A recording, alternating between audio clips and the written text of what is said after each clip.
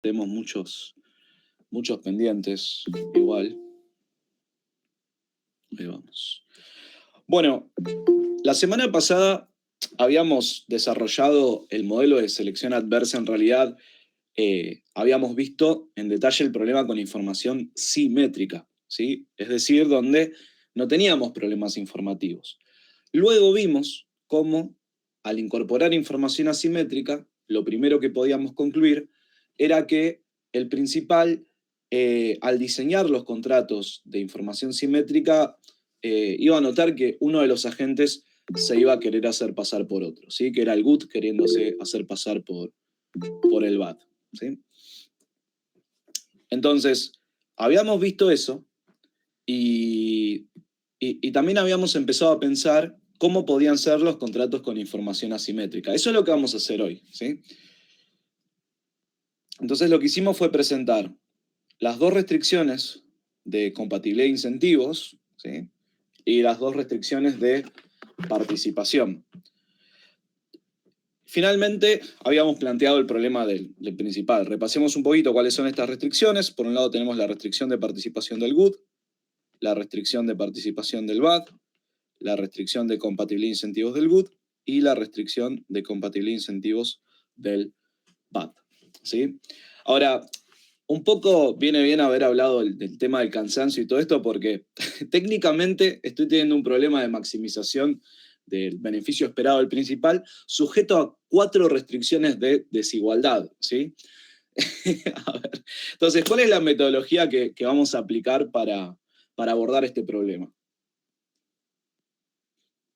¿Cuál es el método con el que se trabaja cuando uno quiere resolver un problema de optimización con restricciones de desigualdad?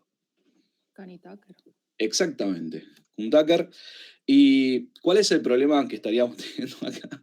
No sé cómo habrá sido su paso anterior por el curso correspondiente, pero me parece que a nadie le hace feliz un Kuhn-Tucker con 4 restricciones. ¿Sí? Lo que tendríamos que plantear ahora, o sea, con 4 multiplicadores de Lagrange. Por lo tanto, vamos a tratar de pensar un poco si no es que algunas de estas restricciones en realidad están implicadas por otras, o si en cierto modo pueden no tenerse en cuenta, ¿sí? Y eso es lo primero en esta clase antes de resolver el problema. Si nos fijamos en la restricción de compatibilidad de incentivos del GUT, ¿sí? Podemos ver que se tiene que, lo copio de vuelta acá abajo para ordenar todo lo que me interesa ver. ¿Se siguen sumando? Ok. Que U en el salario del GUT menos B en el esfuerzo del GUT tiene que ser mayor o igual a U en el salario del BAT menos B en el esfuerzo del BAT. Ahora noten que yo puedo combinar esto con la restricción de participación del BAT. Y fíjense el siguiente paso. Puedo decir que el término que está del lado derecho acá abajo va a ser sí o sí mayor o igual a U en el salario del BAT menos K por B en el esfuerzo del BAT. ¿Cómo puedo asegurar esto?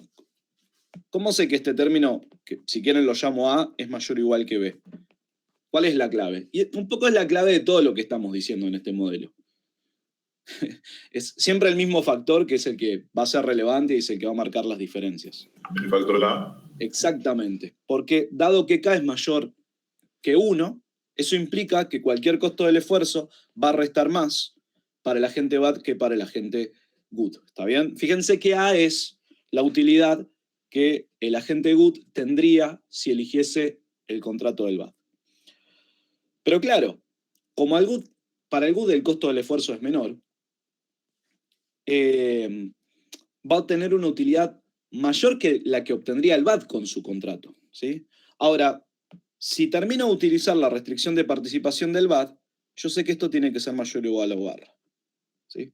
Llamemos a este término D y al primer término de todos vamos a llamarlo, si quieren usemos 6D, 6D. ¿Está bien? Y fíjense que a partir de este razonamiento, usando las dos restricciones del medio, la restricción de compatibilidad de incentivos del GUT y la restricción de participación del VAT, puedo concluir que D es mayor o igual que C. Ahora, ¿qué me dice D mayor o igual que C? Que cuál de las otras restricciones se va a estar cumpliendo necesariamente. Fíjense quién es D, quién es C y dónde más están presentes. En la restricción de participación, la primera. Exactamente, ¿sí? Entonces, lo que acabamos de probar es que la restricción de participación del GUT está implicada por la restricción de compatibilidad de incentivos del GUT y la restricción de participación del VAT. Y esto, créanme que es una gran noticia. ¿Alguien ve por qué es una gran noticia? O al menos quiero ver si más o menos estamos de acuerdo en lo que es bueno y en lo que no. Porque si esta No las restricción... podés sacar, no las podés sacar. Exactamente, Laura, es eso. Podemos ignorar la restricción y no tenerla en cuenta en nuestro desarrollo posterior. ¿Sí? Entonces, la restricción de compatibilidad de incentivos del GUT está implicada, la restricción de participación del GUT está implicada por su restricción de compatibilidad de incentivos y la restricción de participación del VAT. Puedo no tenerla en cuenta en el desarrollo porque sé que se va a cumplir si se cumplen las otras dos, que sí voy a tener en cuenta. Entonces, ese es el primer paso. O sea, nos hemos sacado encima, acá lo tengo escrito más prolijo, ¿no? Más ordenado en la siguiente slide.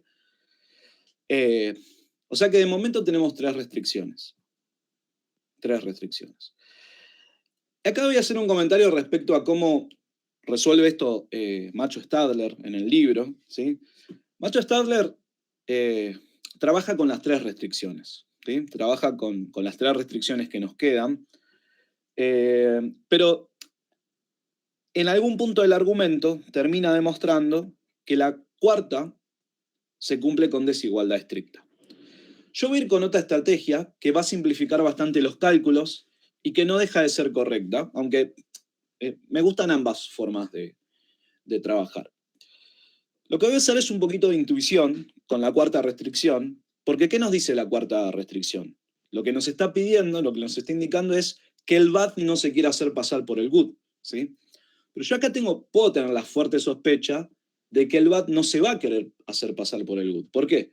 Y porque tiene un costo del esfuerzo muchísimo más alto, ¿sí? O sea, si el contrato del GUT, por más que tengan más pago, pide más esfuerzo, ese diferencial de costo que tiene el esfuerzo para el VAT, decir, che, todo bien con que pagues más, pero el esfuerzo que me estarías pidiendo para obtener ese resultado es enorme. Entonces yo no voy a tener interés en hacerlo. Eso sería una intuición, porque no es un argumento riguroso que me permita descartar esta restricción de antemano. Entonces, ¿cómo se complementa esta forma de trabajar? ¿Cómo puedo hacer que el análisis sí sea correcto? Bueno, lo voy a dividir en dos pasos. Voy a trabajar en lo que viene, ignorando la cuarta restricción, o sea, omitiéndola, pero al hacerlo voy a correr un riesgo, que es que la solución que obtenga sin tener en cuenta esa restricción, finalmente no la cumpla. Ahora, si todo va bien, yo omitiendo la restricción, voy a encontrar de todos modos una solución que no la incumpla. Y eso es lo que voy a verificar después de haber resuelto el problema. O sea, lo que voy a plantear es, ¿por qué estoy ignorando la restricción? Porque la intuición me dice que el VAT no se va a querer hacer pasar por el GUT. ¿Estoy seguro de que esto va a ser así? No, para nada. Por lo tanto, si bien voy a ignorar la restricción, cuando termine de resolver el problema, voy a estar obligado a verificar que de todos modos se cumpla, ¿sí? ¿Qué es lo que hace Macho Stadler en el texto? Y antes lo daba así, pero era bastante más largo. Incluye un multiplicador de Lagrange para esta restricción, delta, ¿sí? Usa delta como multiplicador de Lagrange, para las otras usa muy lambda, y prueba en cierto punto del desarrollo que delta es igual a ¿cuánto? ¿Cuál es el valor que tiene que tomar delta para que la restricción puntual deje de preocuparme? 0. Exactamente 0, ¿sí? Entonces, eso es lo que hace Macho Stadler para cuando vayan al texto y lo vean desde ahí y comparen con lo que hicimos hoy, vean cuál es la diferencia, ¿sí? Los resultados a los que vamos a llegar son equivalentes, solo que lo que voy a hacer es mostrar que esta restricción se va a verificar ex post. O sea, luego de haber resuelto el problema, ignorando la restricción, voy a mostrar que de todos modos se cumple. Pero, si uno trabaja de antemano así, está corriendo algún riesgo. Naturalmente, cuando uno hace Kuhn-Tucker, en definitiva, lo que intenta hacer es verificar todos los casos, ¿no? Esto sería verificar el caso, solo que arranco por uno que a mí me parece que puede ser particular. Después voy a hablar un poquito de otro tipo de soluciones que pueden surgir según el caso. Entonces, lo que voy a hacer es ignorar la restricción de compatibilidad de incentivos del BAD, pero voy a verificar, luego de haber resuelto el problema, que esa restricción se va a cumplir de todos modos. Y esa es un poquito la clave de cómo lo voy a hacer. Recuerden que Macho-Stadler hace algo un poquito más... o sea, no diría correcto porque ambas formas de trabajar son correctas, pero creo que como lo trabaja en el texto es más elegante. Naturalmente, para esa elegancia paga un costo, que es hacer todos los cálculos con la restricción incluida. Por lo tanto, ¿qué es lo que vamos a hacer? Vamos a retomar este problema, el que tiene que resolver el principal, ¿sí? Pero teniendo en cuenta solo dos restricciones. No estamos tan mal, ¿sí? O sea, fíjense que, ¿por qué digo que no estamos tan mal? Porque pasamos de un Kuhn-Tucker donde íbamos a tener que trabajar con 4 restricciones a otro Kuhn-Tucker donde vamos a tener que trabajar con 2. ¿Sí? El día ha mejorado bastante por estos cambios. Y en realidad estas son las dos restricciones importantes, ¿sí? Tener en cuenta compatibilidad de incentivos para el GUT y restricción de participación del BAD para no pagar demasiado. Ahora sí, voy a plantear el lagrangiano correspondiente y vamos a obtener a partir de ahí las condiciones de primer orden. Veámoslo. Acá sí les voy a pedir un poco de ayuda. Vamos a usar la slide. Fíjense que lo primero que va a ir en el lagrangiano es la función objetivo. ¿Sí? La función objetivo en el lagrangiano va tal cual. En la slide siguiente la tengo en el primer renglón. Esto ya lo tienen subido.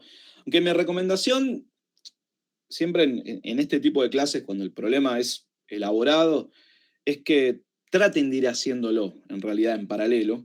Porque mientras lo van escribiendo, realmente se va captando mucho más. Y si no lo captan ahora, lo van a tener que captar más adelante. Entonces, lo único que hacen es trasladar el costo a un momento en el cual estén en solitario y no puedan consultar a alguien directamente, sino que por ahí van a tener que esperar o mandar algún mail con consultas. Entonces, lo que aparece arriba de todo es ni más ni menos que la función objetivo. Y después, para terminar de armar el lagrangiano, lo que tengo que hacer es, en primer lugar, igualar las restricciones a 0 o acomodar las restricciones para que se comparen contra 0. ¿Cómo consigo esto con la restricción de participación del BAD? Simplemente muevo U barra del lado izquierdo, ¿sí? O sea, acá me van a quedar mayores o iguales a 0. Entonces tengo U en el salario del BAD menos K por B en el esfuerzo del BAD menos U barra mayor o igual que 0. En la restricción, lo que se escribe es lo que quedó del lado izquierdo en el lagrangiano, ¿sí? Y esto multiplicado por el respectivo multiplicador de Lagrange. O sea, el multiplicador de Lagrange asociado a la restricción de participación del BAD, en este caso se va a llamar lambda. Y vamos a hacer lo mismo para la última de las restricciones, donde voy a mover también todo el lado izquierdo para que quede mayor o igual a 0. Y eso es lo que voy a incluir en el último corchete. O sea, el último corchete, ¿qué información contiene? Bueno, es la restricción de compatibilidad de incentivos del agente GUT, donde todos los términos quedaron como mayores o iguales a 0. Y el multiplicador de Lagrange de esta última restricción va a ser mu. Ok, con esto en mente ya puedo obtener las 4 condiciones de primer orden. Esto sí quiero que lo hagamos, ¿sí? O sea, ¿por qué 4? Acá me falta mu adentro del lagrangiano, ¿sí? O sea, son las 4 variables de elección que hay, más los 2 multiplicadores de Lagrange. Eso después lo tengo que arreglar en algún momento. Entonces, vamos a tener 4 condiciones de primer orden. Esto lo vamos a hacer con mucha calma, nos va a tomar gran parte de la clase, sacar las conclusiones de cómo son los contratos con información asimétrica. Créanme que vale la pena verlo general y si se quiere un poquito abstracto. Después esto en los ejercicios va a tomar realmente mucha forma. se va a ver, cada cosa que voy a decir hoy se va a volver muchísimo más concreta cuando resuelvan un ejercicio puntual, ¿no? Donde las funciones sean conocidas, o tengan valores para los parámetros. Y esto es lo que está presente en la guía 7. ¿Sí? En la guía 7 hay algunos ejercicios de riesgo moral que quizás Laura haya resuelto alguno ya. ¿Esto fue así? ¿Llegó a resolver algún ejercicio de riesgo moral? ¿Sí o no? Puede que no, ¿eh? Puede que no. Sí, creo que sí. Ah, genial. Yo no creo que hoy llegue a dar uno de selección adversa, porque esto me va a llevar bastante, pero cuando sea la práctica lo van a ver en detalle, incluso pueden tratar de ver alguno antes. Después veremos, en función del tiempo que nos quede hoy, qué hacer. Lo que quiero que planteemos ahora son las condiciones de primer orden. Vamos a hacer una por una. Lo que voy a hacer es ir resolviéndolas acá viendo el lagrangiano y después las voy a ir copiando en la hoja para tener el resultado resumido. Derivemos, así como aparecen las variables en orden, derivemos en primer lugar en base al esfuerzo del GUD. ¿Qué nos queda como condición de primer orden si derivamos respecto a esa variable? ¿Qué tengo que hacer? Lo que tengo que hacer es ver término por término dónde aparece el esfuerzo del GUD para a partir de ello derivar. Y acá tengo un poco de suerte, porque el esfuerzo del GUD, si se fijan, no aparece en tantos términos. ¿Alguien me puede ayudar con esta derivación? O díganme qué les va quedando y yo ayudo corrigiendo. Si Sería Q por no sé cómo se dice, el beneficio prima. Claro, está bien. Podemos decirle pi prima si querés. Ok. Más cortito. Y después sería U mu. Sí. No, menos mu. Menos mu, ahí está. Por B prima Ahí del está. esfuerzo del GUD. Exactamente. Es ni más ni menos que esto, ¿sí? En el óptimo vamos a pedir que se iguale a 0 si el esfuerzo del GUD es positivo, ¿no? Si no estoy en solución de esquina, voy a pedir que esto sea igual a 0. Entonces, ¿qué voy a anotar en la hojita? Que el esfuerzo del GUD en el óptimo, en caso de ser finalmente positivo, tiene que verificar esto. Pi por pi prima en el esfuerzo del GUD menos mu por b prima en el esfuerzo del GUD igual a 0. No voy a hacer mucho más por ahora, porque primero quiero que obtengamos todas las condiciones de primer orden.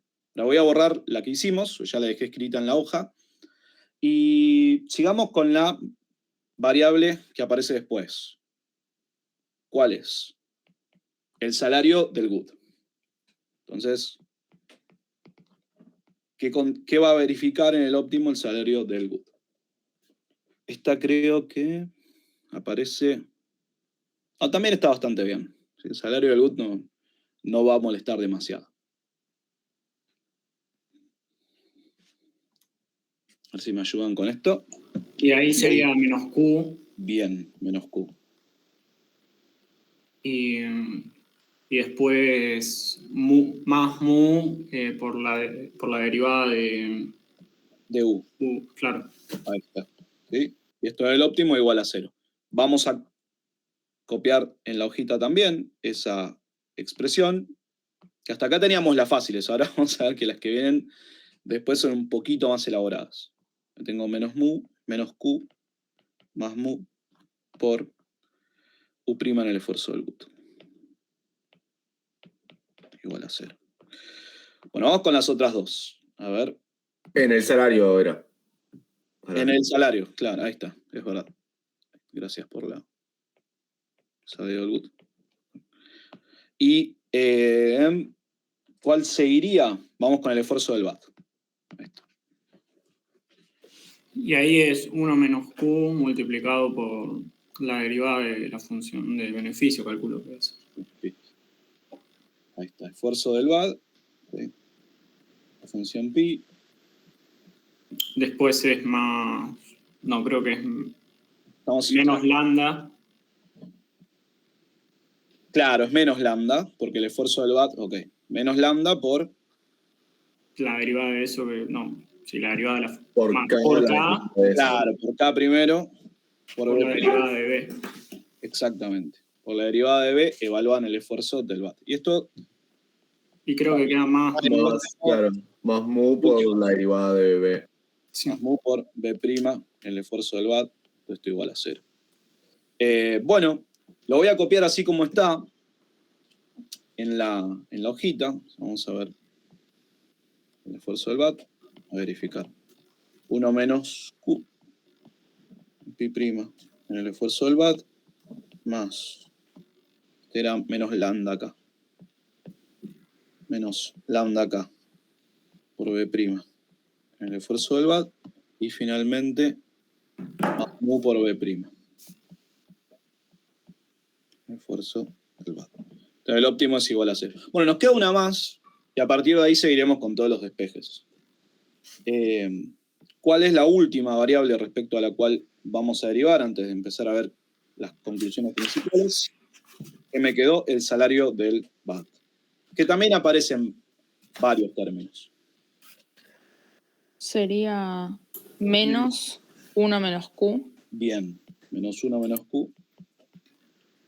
Más lambda por la derivada de la utilidad del salario del BAD. Bien. Menos mu por la utilidad del salario, la derivada de la utilidad. Menos U, claro, por U' en el salario del BAT, y esto es igual a 0. Sí, efectivamente esto es lo que da, y ahí tenemos la última. ¿Sí? Ahora lo que voy a hacer es copiar esta última en la hojita para que sigamos trabajando con eso. Entonces teníamos menos 1 menos Q a secas, más lambda por U'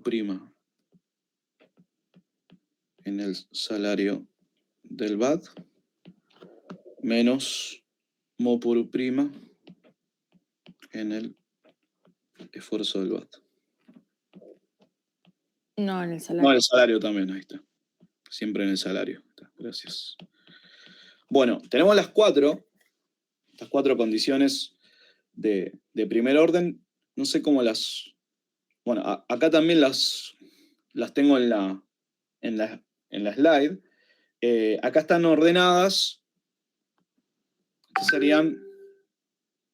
El orden que tenemos acá es, en primer lugar, el salario del GUT, el salario del BAT, el esfuerzo del GUT y el esfuerzo del BAT. O sea, eso es lo mismo que habíamos obtenido antes, pero con un orden un poquito diferente. Primero en salarios y después en esfuerzos. Bueno, ¿qué es lo que vamos a hacer a partir de estas cuatro condiciones de primer orden? Básicamente caracterizar completamente los contratos óptimos, ¿sí? Que el principal va a ofrecer a los distintos agentes con información asimétrica.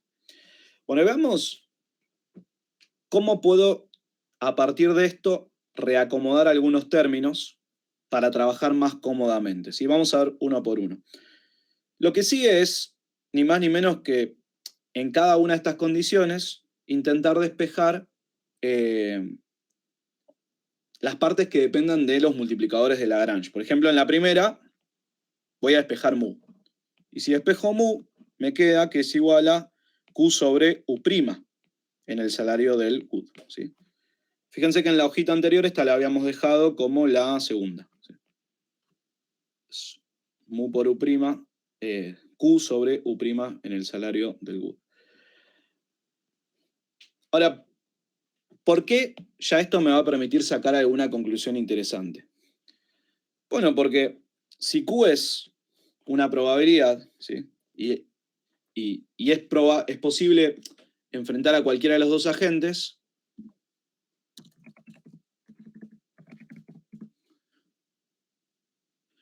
lo que vamos a tener es que Q va a ser un número entre 0 y 1, ¿sí? Pero en particular Q va a ser positiva.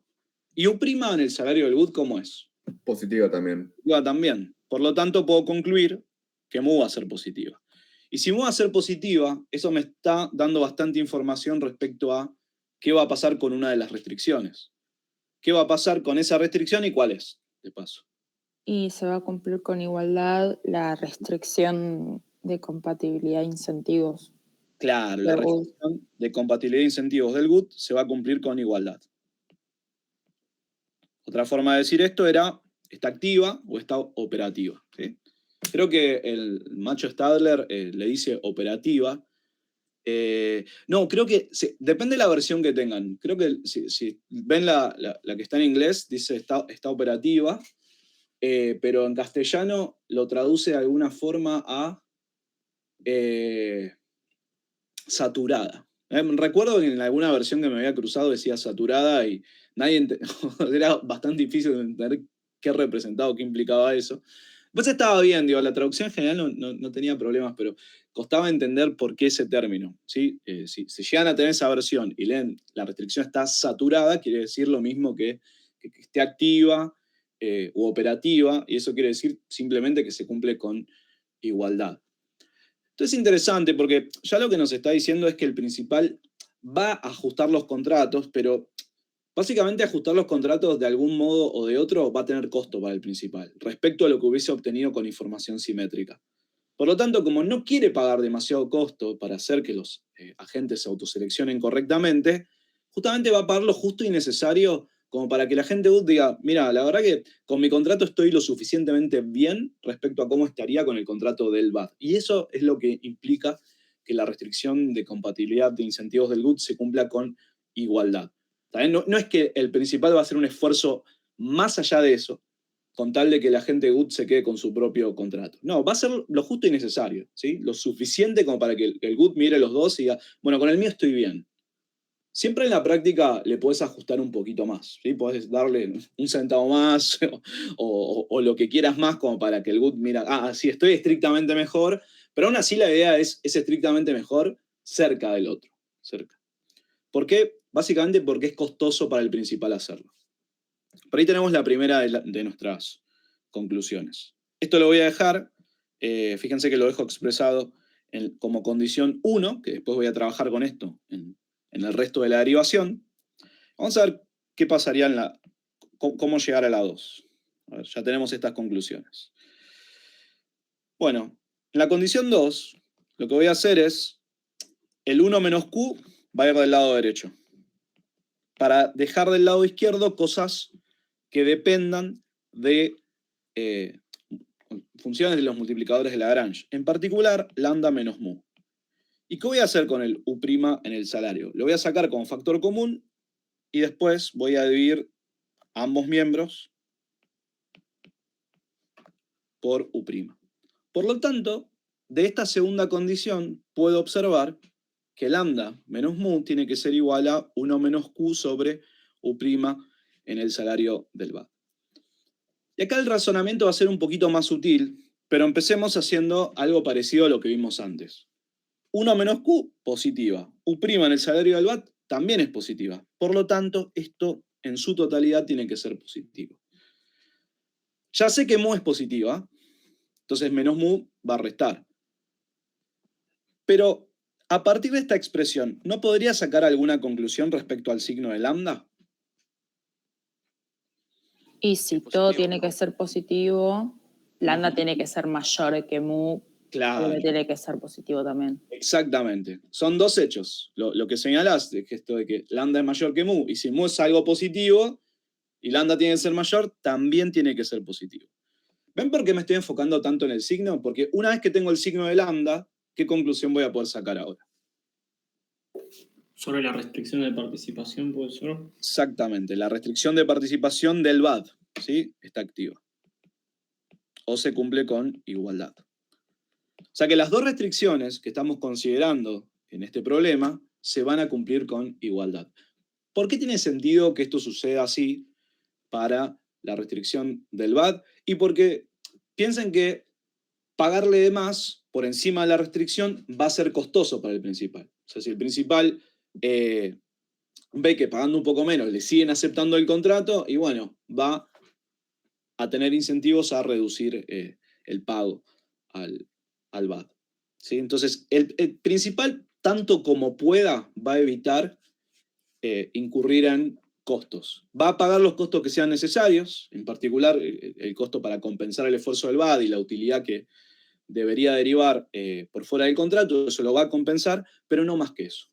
Y lo mismo para el agente GUT, le va a armar un contrato lo suficientemente bueno como para que no quiera hacerse pasar por el BAT y listo. Esa sería la intuición de las dos restricciones. Bueno, ahora dejemos esto, lambda menos mu igual a 1 menos q sobre u' en el salario del BAT, lo dejamos acá, porque en un ratito esto nos va a permitir sacar otras conclusiones.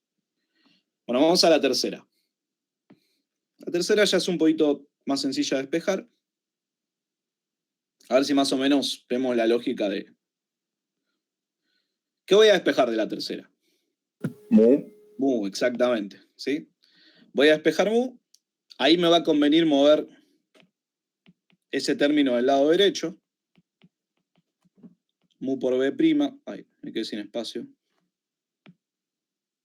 Tengo q por pi' en el esfuerzo del GUT igual a mu por b' en el esfuerzo del GUT.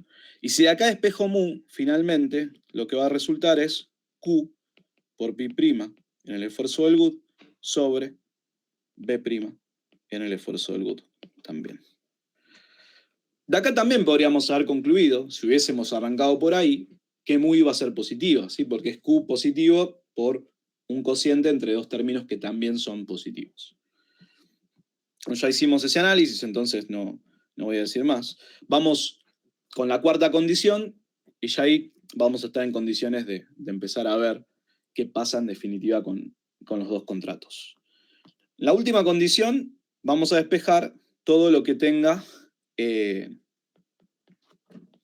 multiplicadores de Lagrange. Puedo hacerlo de dos maneras. Puedo dejar 1 menos q al lado izquierdo, pi' en el esfuerzo del BAT, igual a, muevo todo lo que tiene multiplicadores de Lagrange del lado derecho, y me va a quedar lambda k menos mu por b' en el esfuerzo del BAT, que saldría como factor común. Lo que me faltaría para completar el despeje que me interesa es simplemente dividir a todo por b' en el esfuerzo del BAT. ¿Qué me va a quedar? Bueno, lambda k menos mu igual a 1 menos q por pi' sobre b' todo en el esfuerzo del BAT. Y si no estoy mal, esa es la última condición. Bueno, tenemos estas cuatro y ya sabemos un par de cosas. Ya sabemos que las dos restricciones que estamos considerando se van a cumplir con igualdad. ¿Qué sigue? Tratar de caracterizar, por un lado, el contrato del GUT y por otro lado, el contrato del BAT. Y a eso vamos, ¿sí? Lo primero que podemos decir es, vamos a ver qué voy a usar para cada uno de los pasos siguientes. Por eso están numeradas acá, 1, 2, 3 y 4. Después si van a Macho-Stadler, hace algo parecido, las numera también y va guiando un poco en cómo sigue trabajando, pero no es exactamente igual mi demostración porque yo estoy omitiendo la cuarta restricción y después la voy a verificar al final. En Macho-Stadler está todo trabajado constantemente con esa cuarta restricción, con un delta que aparece en estas condiciones. Fíjense qué pasaría si yo combinara 1 y 3. ¿Sí? Yo combino 1 y 3, tengo mu igual a mu, es decir, q sobre u' en el salario del GUT, igual a q por pi' en el esfuerzo del GUT, sobre b' en el esfuerzo del GUT. Y se van las q. Claro, se van las probabilidades. Se me cayó el lápiz. Se van. Y si reacomodo un poquito, vamos a tener que pi' en el esfuerzo del GUT tiene que ser igual a b' en el esfuerzo del GUT sobre u' en el salario del GUT. Y acá ya nos aparece algo importante, una de las características del contrato para el agente GUT. Porque esta condición de la semana pasada, está bien que hay que ver cuánto uno recuerda de lo que dijimos la semana pasada, ¿no? Pero esta condición en particular recibía un nombre. ¿La condición de eficiencia? Exactamente. Esta es la condición de eficiencia para el agente GUT que efectivamente se está cumpliendo, ¿sí? O sea, acá pasa algo interesante que es característico de los modelos de selección adversa, que es que para el contrato del agente GUT no va a haber pérdida de eficiencia. O sea, la condición de eficiencia se va a seguir cumpliendo. No va a haber distorsiones en el contrato del GUT, ¿sí? Típicamente, si tuviésemos más tipos de agente, la condición general es que no habría distorsiones en el contrato del agente más eficiente, ¿sí? Entonces, ya tenemos una parte importante respecto al contrato del agente good. La condición... O sea, profe, una pregunta. ¿Se puede concluir entonces que los que más se esfuerzan, digamos que van a tener un contrato eficiente siempre? Sí, sí. En este tipo de modelos va a pasar, ¿sí? Nosotros estamos viendo solo un ejemplo de ello, pero es una característica de prácticamente cualquier modelo de selección adversa que tenga esta estructura.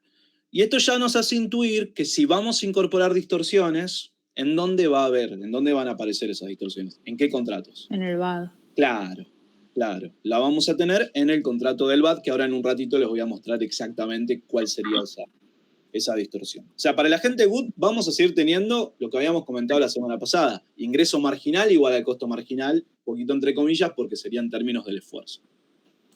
Esta condición de non-distortion at the top es lo que les decía recién como característica general. Aún en modelos con más tipos de agente, lo que vamos a ver es que siempre para los más eficientes vamos a respetar la condición de eficiencia. No va a haber pérdidas por ese lado. Una pregunta, Alan. Sí. Creo que me perdí un poquito. Entonces, ¿va a haber como dos tipos de contratos de nuevo? Claro, vamos a tener dos contratos. Uno para el good, otro para el bad, pero van a ser distintos a los que habíamos visto la clase pasada, ¿sí? Ok, y en principio el good no pierde nada en su contrato con información asimétrica. Claro, no va a haber pérdida de eficiencia, ¿sí? O sea que la torta va a ser tan grande como puede ser con el contrato del good. Pero vamos a perder un poquito, ahora veremos que vamos a perder un poquito con el contrato, vamos a perder algo con el contrato del BAT, después veremos si es mucho. Perdón, ¿es la torta general o la que se lleva el good en su contrato? No, la torta general. A lo que se lleva el good en su contrato lo voy a comentar ahora, justo ahora. Ok. Ahora vamos a eso. Entonces, claro, la condición de eficiencia hace referencia a qué tamaño va a tener la torta. Y acá vemos que todo lo grande que puede ser porque seguimos teniendo ingreso marginal igual a costo marginal, pero ¿qué nos falta ver? ¿Cómo se va a repartir? Y ahí es donde voy a responder lo que Agustín planteaba recién. ¿Qué me falta ver? ¿Cuánto se va a llevar el good? ¿Qué utilidad va a obtener el good? Y eso es lo que vamos a ver ahora. Para ver la utilidad del good, tengo que recordar dos resultados que pudimos deducir recién. Habíamos deducido que la restricción de compatibilidad de incentivos del good se cumplía con igualdad, que es ni más ni menos que esto, y que la restricción de participación del BAD se cumplía con igualdad. Acá yo puedo derivar cuánto es la utilidad del good, ¿sí? Pero necesito operar un poquito para que se vea bien de dónde sale el último término. Entonces, ¿qué es lo que voy a hacer para obtener el último término y terminar de caracterizar el contrato del good? Voy a sumar y restar K por B. K por B en el esfuerzo del BAD lo voy a sumar y K por B en el esfuerzo del BAD lo voy a restar.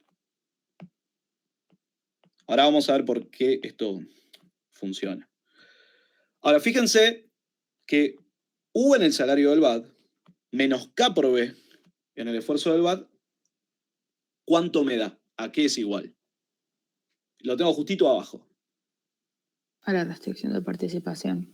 Claro, o sea que esto me da U barra. ¿Ven que puedo sustituir eso por U barra?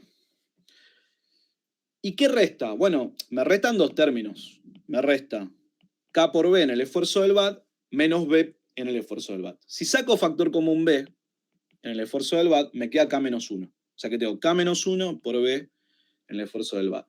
Ahora, ¿cuál es la clave? Que K menos 1, ¿qué signo tiene? Un poco lo de siempre, ¿no? Todo acá va a pasar por culpa de K. Pero K menos 1 en particular, ¿cómo es? Positivo.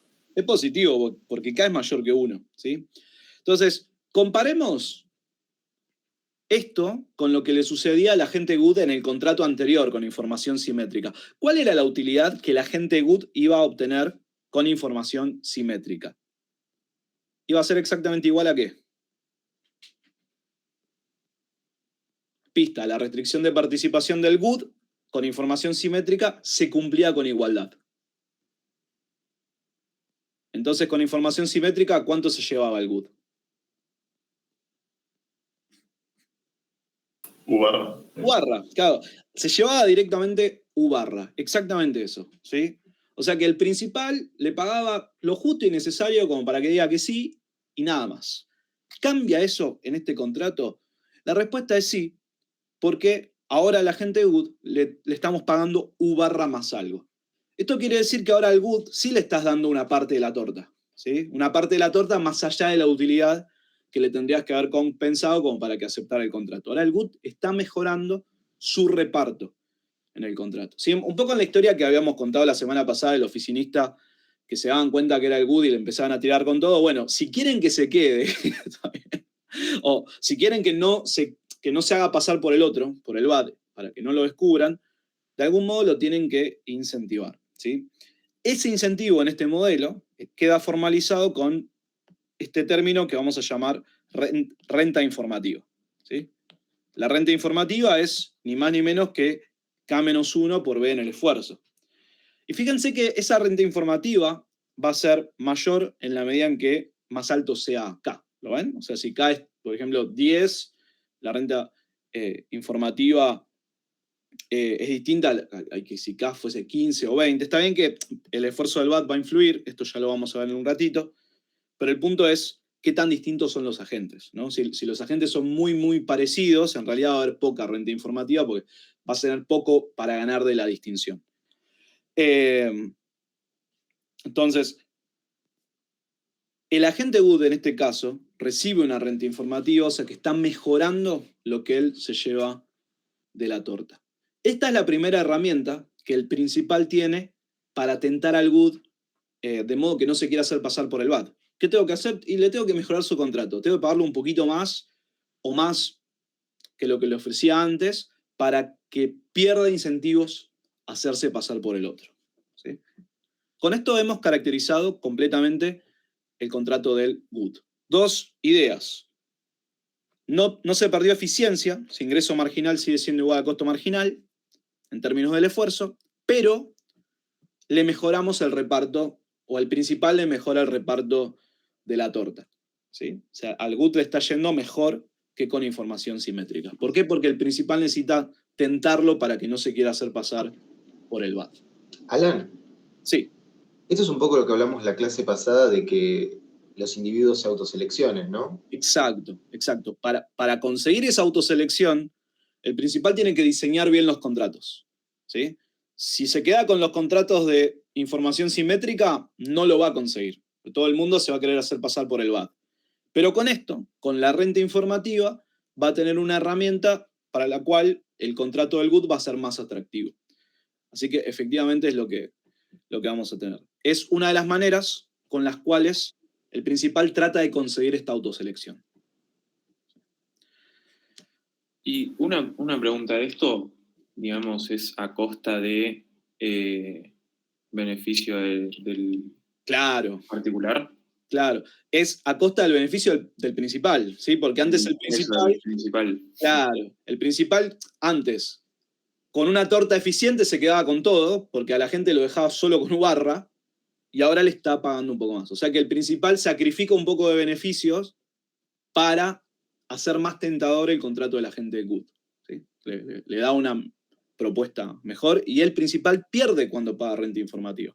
Y esto también explica por qué la restricción de compatibilidad de incentivos se va a cumplir con igualdad, porque si no el principal estaría pagando más. O sea, estaría, para el principal incentivar a la gente, está incurriendo en un costo. Mientras más lo incentive, bueno, más costoso va a ser para él. No sé si me termina de quedar claro el incentivo del principal de sacrificar una parte a costa de, digamos, que no haya pérdida de eficiencia total. Bueno, una parte suyo. Claro, pero el tema es contra qué estamos comparando, porque el principal no es que está haciendo esto porque le encanta, sino que lo está haciendo porque sabe que si no lo hace, ¿qué va a ocurrir con el agente de GUT en realidad? Se va a desviar. Claro, en realidad se va a hacer pasar por el BAD, ¿sí? Y eso provocaría que igual el volumen de beneficios sea menor. Exacto, porque la torta va a ser mucho más chica, ¿sí? Ese es el punto. Después, Todo esto se concreta cuando uno lo ve con las funciones y ve realmente los cálculos que hay que comparar. Pero ¿qué es lo que dice el principal? Me conviene quedarme con la torta grande, mejorándole un poco el reparto al good, antes que ir a una torta más chica donde me quede con todo. ¿Sí? Esa sería la idea, esa sería la lógica de estos resultados. ¿Sí? Esto es plausible, dadas la forma de las funciones, pero siempre es lindo verlo en un ejercicio puntual donde uno realmente calcule todo, ¿sí? Que calcule que al principal, manteniendo la eficiencia, pero mejorándole un poco el reparto al good, le sigue yendo mejor que en el caso en el cual permita que el good se haga pasar por el bad. Esta es la cuestión, ¿sí? Que con el bad la torta sería más chica, entonces vos preferís darle un incentivo al good, el justo y necesario, ¿sí? Porque tampoco es que, no es que al good le pasás a dar esto.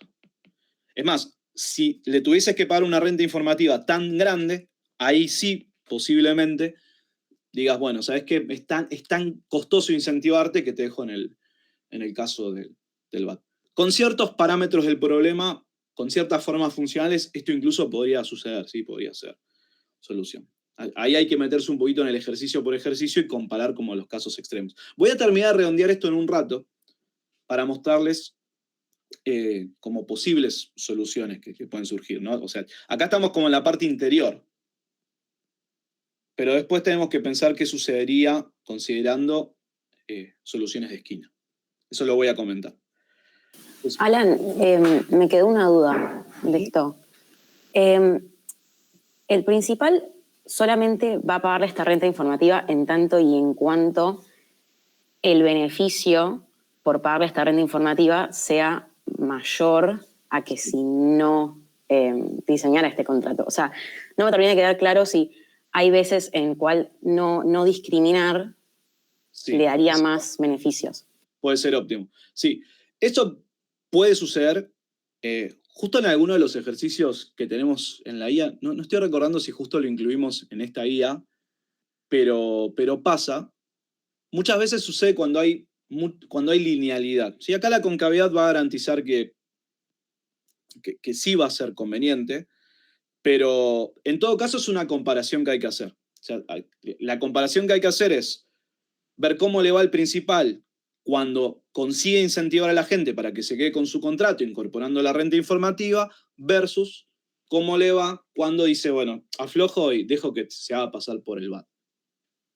Entonces, si es más alto el beneficio, esta va a ser la solución, lo que estamos viendo. ¿Sí? Entonces, yo, siendo prudente, lo que voy a decir es que es algo que siempre hay que verificar. ¿Sí? En cualquier problema, no diría, bueno, ¿qué es lo que estamos viendo ahora? El contrato que el principal debería ofrecer si hubiera autoselección. O sea, para conseguir autoselección va a pagar un costo. Si ese costo no es lo suficientemente alto, efectivamente el contrato que estamos encontrando va a ser solución del problema de maximización de beneficios. Pero sí es cierto que existen casos donde directamente te conviene decir, ¿sabes qué? Hacete pasar por el BAD, porque sería para mí muy costoso generar los incentivos. Ese resultado, en algunos modelos de selección adversa, se lo conoce como pooling contracts. Es como una suerte de equilibrio donde agrupás a los agentes con un solo contrato y decís, bueno, no genero incentivos. Te ahorrás la renta informativa, pero aceptás que la torta con la que te vayas a quedar sea chica. O sea, lo que voy a dejar como comentario al respecto es que puede pasar. Pueden darse las dos como solución y siempre habrá que ver en el caso por caso si nos vamos a quedar con esto o si la alternativa óptima es directamente dejar que se deje pasar por el otro y listo. Y hay más casos de esquina que voy a ir comentando al final. ¿Sí? No es que traen, no es beneficios a futuro, sino beneficios en el momento, ¿está bien? O sea que cuando vos haces que el good se quede con su propio contrato, lo estás llevando a un contrato donde le vas pidiendo más esfuerzo, pero conseguís una torta más grande. Entonces lo que estábamos discutiendo recién, digo, atento a la última pregunta de Victoria, es, bueno, pero ¿cuánto le está costando al principal mantener la torta grande? Por ahí para generar compatibilidad de incentivos, estás pagando un montón. Lo azul sería la parte del good, si quieren. Entonces, ¿qué puede decir el principal en ese caso? ¿Sabes qué? Y me quedo con la otra torta, que es más chica, pero me ahorro toda la renta informativa y me termina siendo conveniente. Si es algo que puede suceder. ¿Qué voy a hacer ahora? En esta línea, pero no es tan obvio que vaya a pasar. O sea, se tienen que dar condiciones bastante ajustadas para que suceda, porque no es que el principal simplemente va a pagar renta informativa, sino que vamos a ver qué pasa con el otro contrato. Vamos a ver qué pasa con el contrato del BAD. Esto me va a tomar un ratito más. En realidad, para el contrato del BAD, ya sabemos algo de antemano. ¿Cuál es la utilidad que va a recibir el BAD de su propio contrato? ¿Cuánto es U en el salario del BAD menos K por B en el esfuerzo del BAD? ¿Esto es igual a cuánto? U raya, ¿puede ser? Claro, es U barra porque ya sabemos que la restricción de participación del BAD se cumple con igualdad. Con igualdad. Entonces, hasta ahí estamos. O sea que nos queda ver una cosita más. Lo último que nos resta ver para caracterizar completamente el contrato del BAD es verificar qué pasa con la condición de eficiencia, ¿sí? Y acá no estoy tan seguro de qué es lo que va a suceder. Y no quiero hacer ningún spoiler, pero vamos a ver qué nos queda. Vamos a ver qué nos queda. Y para eso vamos a tener que trabajar bastante con las condiciones. Acá lo tengo muy resumido. Ahí está. Tengo en la presentación la línea de todo lo que hay que hacer, ¿no? Despejo lambda de 2, reemplazo en 4. Esto, inicialmente, como sé que me va a tomar un ratito, tenía pensado dejarlo de tarea y después hablar de otras cosas, pero como veo que estamos razonablemente bien, vamos a hacerlo, así ya nos queda cerrado esto. Vamos a seguir un poquito la línea que sugiere este argumento. Vamos a ver dónde me conviene hacerlo. Despejar lambda de 2.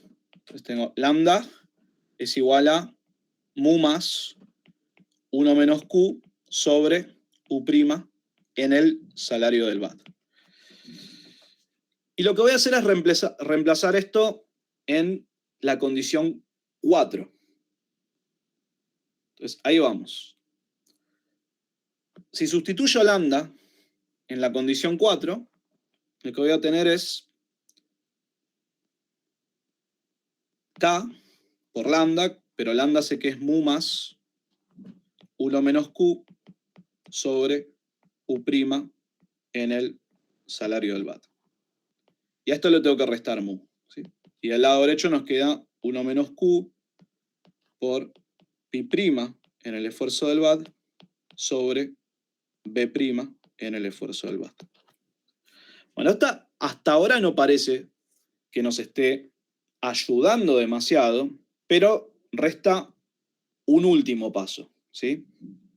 Ese último paso es sustituir a mu por q sobre u' en el salario del GUT. Y acá vamos a ver algo que es una pena. Les voy a mostrar qué es lo que pasa, primero en términos matemáticos, pero en realidad después vamos a entender por qué el principal quiere hacer esto. Entonces tenemos K por mu, que ahora ya sé que mu es Q sobre U' en el salario del GUT. Esto estaba más 1 menos Q sobre, y este era U' en el salario del BAT, ¿no? Lo tengo antes. Sí. Y todo esto menos mu, o sea, menos Q sobre U' en el salario del GUT de vuelta, igual a 1 menos Q por vamos a ver.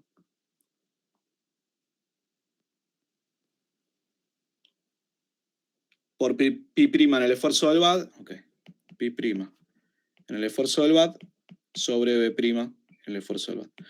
Déjenme trabajar un poquito con esta expresión. Alan, ¿te puedo hacer una pregunta? Sí. ¿Por qué reemplazaste por ese mu y no por el de la condición 3, ponele? Podría haber reemplazado por cualquiera, ¿sí? Pero esto En realidad lo hice para comparar estos términos. ¿Sí? Fíjense los términos que están adentro del corchete. Son muy parecidos, solo que en el denominador tengo U' en el salario del bad y U' en el salario del good. ¿Qué hubiera pasado si hubiese tenido finalmente en todo U' en el salario del bad? Ese reemplazo es el que me permite hacer esta comparación. Si en el denominador hubiese tenido U' en el salario del bad. Y no te quedaría uno sobre la utilidad marginal de cosas. Claro, exactamente. Y que incluso después lo podría terminar de agrupar con esto, si también hubiese tenido U' en el salario del bad, y este despeje hubiese sido realmente mucho más sencillo, porque hubiésemos tenido 1 menos Q directamente por esa expresión. Era justamente para mostrar que esto no nos va a llevar a que se simplifiquen términos y finalmente a cumplir con la condición de eficiencia para el agente BAT. ¿Sí? Yo necesitaría, para que se cumpla esa condición, que me quede algo así como K sobre U', si no estoy mal, K por 1 menos Q sobre U' en el salario del BAT. Así se irían 1 menos Q, 1 menos Q,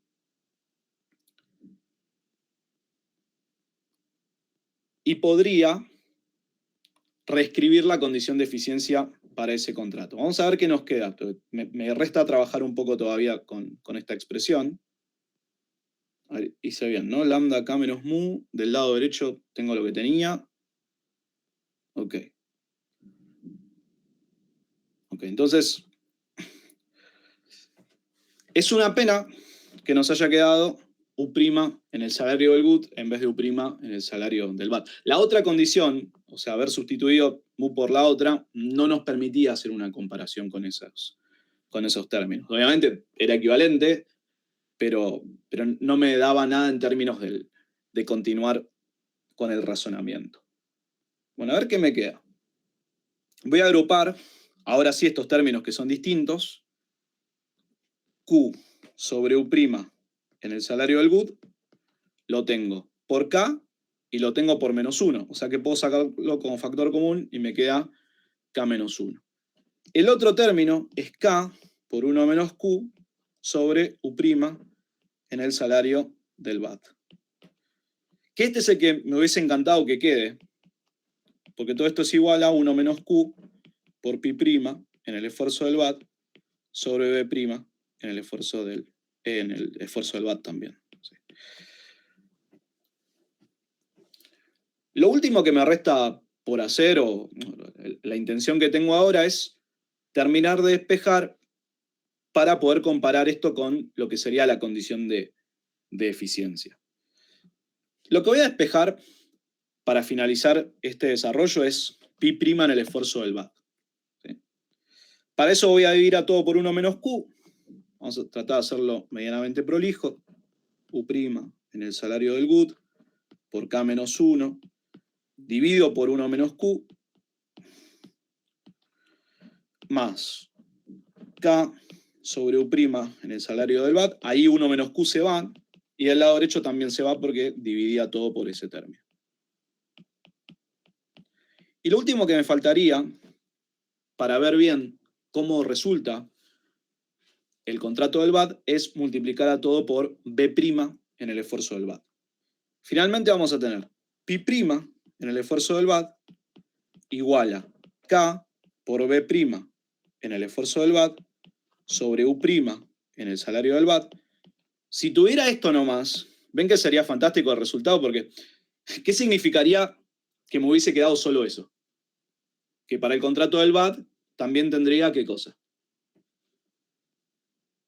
La condición de eficiencia. Claro, la condición de eficiencia se cumpliría también, pero no va a pasar. No va a pasar porque se me va a sumar un término, que es Q sobre 1 menos Q, acá lo termino de acomodar, por K menos 1, por B' en el esfuerzo del BAT, sobre U' en el salario del good. Y acá está la clave para terminar de entender qué es lo que hace el principal con estos contratos. por un lado, para tentar a la gente good de quedarse con su propio contrato y generar esta autoselección, lo que habíamos visto es que en ese contrato se incluía una renta informativa. Al good le dábamos un poco más que lo que recibía con información simétrica, para que le guste su contrato. Pero acá el principal va a apelar a otra herramienta cuyo objetivo es no pagar una renta informativa tan alta. Porque ¿cuál era el problema? Que el good se quería hacer pasar por el agente bad, ¿sí? Ahora, ¿qué pasa si yo altero el contrato del bad? ¿Va a ser tan atractivo para el good? Y bueno, depende de cómo yo lo altere, no. Porque justamente, ¿qué le gusta al good del contrato del bad? Y que para un esfuerzo determinado se le está pagando más que lo que le pagarían a él, dejándolo con más utilidad que Ubarra, ¿sí? Pero ¿de dónde viene eso? De que para el good el esfuerzo es más barato. Entonces, ¿en qué sentido va a ir la distorsión de cara al agente bad? En reducir el esfuerzo que se le va a pedir en ese contrato. Este término, que aparece en el contrato del bad, lo vamos a llamar distorsión. ¿Qué implica esa distorsión? Pedirle al bad un esfuerzo menor que el que igualaría su ingreso marginal al costo marginal. Vamos a ir por partes con esto, voy a aprovechar todo el tiempo que queda para darlo de la manera más... profe, sí. ¿Puedes repetir lo último que dijiste, por favor? Pues están pasando muchas cosas acá. O sea, la distorsión que incorpora el principal en el contrato del agente bad va a tener varias implicancias. La primera es que al bad le vamos a pedir un esfuerzo menor que el que le habríamos pedido con información simétrica. Ese esfuerzo menor tiene como objetivo que el agente good vea a ese contrato como menos atractivo, ¿sí? Pero vamos a tratar de... Ahora voy a desarrollar más para ver cómo se llega a todo esto. Primer punto, ¿qué signo tiene la distorsión? ¿Sí? ¿Qué signo? Q sobre 1 menos Q, K menos 1, B', U'. Son todos términos que ¿qué signo tienen? Positivos. Son todos positivos. Por lo tanto, la distorsión es un término que termina siendo mayor que 0. ¿Sí? Entonces, si la condición de eficiencia se cumpliera, yo tendría ingreso marginal igual a costo marginal en el caso del agente bad.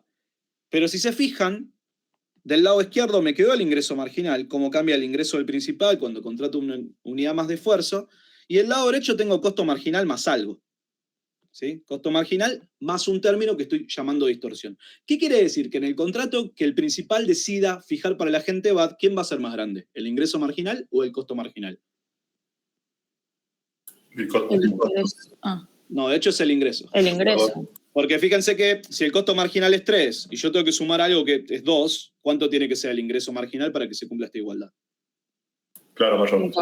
Claro, porque es costo marginal más alto. Entonces, ¿qué quiere decir? Que el principal esté eligiendo esto para el contrato del agente bad. Que si a mí me preguntan, siendo el principal y aislándonos del mundo, no está más el otro agente. Si a mí me preguntaran de manera aislada, ¿no querría contratar yo más esfuerzo en el agente bad para llegar al óptimo?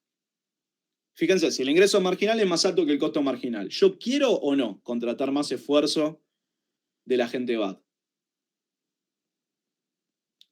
Esa unidad de esfuerzo me va a dar 5 y yo le tendría que pagar solo 3. La respuesta es sí. Sí, porque sería conveniente. Ahora la pregunta es, ¿el principal por qué no hace esto? ¿Por qué el principal acepta un nivel menor de esfuerzo, pedirle un nivel menor de esfuerzo al bad, que el que lo llevaría a cumplir las condiciones? Para que el good no se haga pasar por bad. Exactamente. Con lo cual acá estamos viendo una segunda herramienta que el principal tiene para diseñar estos contratos. La primera es la renta informativa, pero la segunda es incluir una distorsión en el contrato del bad donde se le pide menos esfuerzo para que ese contrato no sea tan atractivo para el good. ¿Cuál es la última consecuencia práctica? Que si vos hiciste el contrato del bad menos atractivo, no necesitas una renta informativa tan alta. O sea que ahí hay un trade-off para el principal entre eficiencia y renta informativa. Esto lo discute, creo que un poquito mejor, otro libro que lo hace más explícito, que es el de Lafont y Martimont. Estoy considerando cuatrieste a cuatrieste si sigo usando el de Macho Stadler, que me encanta, o el de Lafont y Martimont, que Me gusta un poco menos, pero tiene algunas cosas interesantes. Y está este punto. Porque el principal, ¿ven que con la distorsión pierde plata? ¿Por qué pierde plata? Y porque se queda en un punto donde podría contratar más esfuerzo de manera beneficiosa de la gente BAD, pero lo que pasa es que si lo hace, ya el GUT se quiere hacer pasar por el BAD. Entonces hay que ponerle un límite. Con la inclusión de la distorsión, el principal consigue no tener que pagarle una renta informativa tan alta a la gente BAD. Habíamos hablado la semana pasada del ejemplo del restaurante, del menú ejecutivo, creo que lo habíamos comentado al pasar. Sí, lo comentamos, creo. Bien, ¿qué sería la distorsión en ese diseño? Pensémoslo un poco. El agente GUT, ¿qué le dábamos al agente GUT? Al de más valoración en ese ejemplo. ¿Qué queríamos? Que eligiera qué cosa. ¿La carta o el menú ejecutivo? Al GUT. El menú ejecutivo. No. El menú ejecutivo. La carta. Claro, la carta, porque la carta tiene los platos más específicos y se le cobra más. Sí, lo entendimos. Está bien. Ahí está. Y el menú ejecutivo, ¿a quién se lo queríamos dar? A la persona que necesitaba bajar de la oficina, comer y volver, ¿sí? Que no quiere pagar tanto, está solo interesada en satisfacer esa necesidad básica que es alimentarse y seguir trabajando. Ahora, ¿cuál es el punto? Que si vos diseñás el menú ejecutivo y la carta como si tuvieses información simétrica, en este modelo, ¿qué te sucedería? Y que todo el mundo te pediría el menú ejecutivo. Porque la carta es muy cara y porque el menú ejecutivo es muy bueno, ¿sí? Ahora, ¿qué significaría la renta informativa? La renta informativa representaría que vos por la carta no cobres tan caro, sino que le hagas como un pequeño descuento a la gente GUT respecto a lo que le cobrarías con información simétrica, que ahí lo aniquilarías, le dejarías el UR igual a 0. La renta informativa es cobrarle un poco menos por el plato que le gusta, de tal modo que le siga siendo atractivo. Pero ¿qué sería la distorsión? ¿Qué representaría la distorsión respecto al menú ejecutivo? No hacerlo tan... Claro, que el menú ejecutivo sea peor de lo que sería si hubiera información simétrica. Exactamente, que no sea tan atractivo, que no incluya demasiadas, si se quiere, opciones, que no incluya demasiadas cosas. Entonces, recortás el menú ejecutivo. ¿Para qué? Para poder cobrarle o no tener que descontarle tanto al que le vas a ofrecer la carta. Entonces, si los contratos están bien diseñados, ¿qué vas a ver adentro del restaurante en un día normal? Algunas personas pidiendo efectivamente el menú ejecutivo, pero vas a ver otras personas también pidiendo la carta. Y esto lo buscas consiguiendo un esquema de renta informativa, es decir, no cobrar la carta tan cara. Y distorsión, recortar el menú ejecutivo de tal modo que tengas a los dos clientes y puedas extraer todo el beneficio que puedas. Ahora, ¿esta es la única solución posible? No, y va a depender crucialmente de cómo sean los datos concretos del problema, ¿sí? Las funciones, las probabilidades. Le voy a mencionar un caso, particular, que es... Alan, perdón. Te quiero hacer una pregunta, porque no termino de entender. O sea, si la distorsión tiene un signo positivo, sí, y eso hace que el ingreso marginal sea más alto, ¿no es? O sea, en relación a información simétrica, el BAD estaría mejorando su contrato, ¿o no? No, el BAD está exactamente igual que antes en su contrato, porque eso lo vemos con la otra condición. ¿Cuál es la otra condición? Ya ni siquiera... ¿Cómo sé que el BAD está igual que antes? Porque para eso miro la utilidad del BAD. ¿Qué utilidad está recibiendo el BAD? ¿Cuánto es? U barra. Claro, entonces... El BAD está igual que con información simétrica. Lo que pasa es que ahora le estoy pidiendo menos esfuerzo.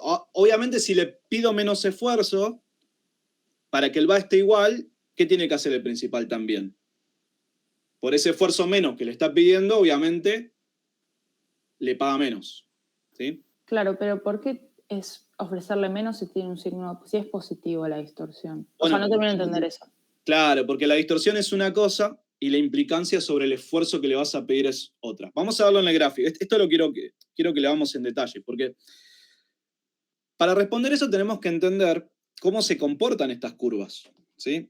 Cómo se comporta el ingreso marginal y el costo marginal, ¿sí? Pensemos un segundo. Partamos de un punto en donde tengo el 5 y el 3. Y me olvido de la distorsión. La diferencia es 2, ¿ok? Pero si yo quisiera que se igualen el ingreso marginal y el costo marginal. ¿Qué tendría que hacer con el esfuerzo? ¿Sí? Yo parto de un punto donde Pi' en el esfuerzo del VAD es mayor que K por B' en el esfuerzo del VAD, K por B' en el esfuerzo del VAD, sobre U' en el salario del VAD. Estoy partiendo de un punto en el cual esto se cumple con desigualdad en favor del ingreso marginal. O sea, el ingreso marginal está siendo más alto que el costo marginal. Por cómo sé que se comportan estas funciones, si yo quisiera restablecer la igualdad, ¿qué tendría que hacer con el esfuerzo? Y acá aumentarlo, exactamente, ¿sí? Tendría que aumentar E, porque cuando aumento el esfuerzo del VAD, esto baja y me aumenta el costo. Ahora, yo estoy parado en un punto en donde esta relación se da. Entonces, ¿qué quiere decir esto finalmente? Que el esfuerzo que le estoy pidiendo al VAD está a la izquierda de un punto en el cual la condición se cumpliría con igualdad. O sea, le estoy pidiendo un esfuerzo menor. Exacto. Le estamos pidiendo un esfuerzo menor que el que nos gustaría. Y eso es porque está la distorsión. Exacto. Ah, ya entendí. ¿Sí? Ahora lo vamos a tratar de ver con el gráfico. ¿Sí? El gráfico que habíamos visto la semana pasada. Profe, una pregunta. Eso también se puede leer como que tiene que hacer un esfuerzo menor, también provoca que se autoseleccione, digamos, como que vaya su contrato, digamos, de menor esfuerzo y esté mejor con ese contrato, digamos. Claro, pero recordad que de todos modos el VAT va a estar exactamente igual, ¿sí? Pero sí es cierto que está mejor con su contrato que con el contrato del GUT. Pero eso me falta, esto lo tengo que verificar ahora cuando termine todos los desarrollos, ¿sí? Pero es cierto, le pido menos esfuerzo, entonces el VAT con su contrato va a estar bien y no va a querer hacerse pasar por el GUT. Recuerden, no dejen que me olvide de verificar esto, porque toda la historia que les estoy contando surge de haber ignorado esa restricción y tengo que probar que estaba bien ignorarla, ¿sí? Bueno, Alan, yo justo tenía como una pregunta de lo mismo que preguntó Facundo. No me termina de quedar muy claro esto de la autoselección. ¿A qué refiere?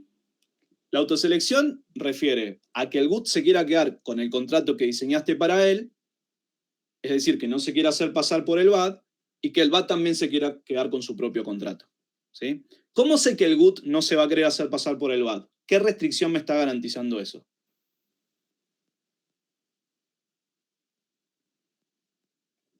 Esto para que vean que todo surge de las ecuaciones. También yo no estoy inventando nada. El ejemplo del restaurante era para ilustrar, sí, pero ¿qué me garantiza que estemos consiguiendo autoselección, primero desde el punto de vista de la gente GUT, ¿sí? ¿Qué es lo que me lo garantiza? Que es el GUT se quiere ¿Una renta informativa puede ser? La renta informativa y la distorsión contribuyen a que eso pase.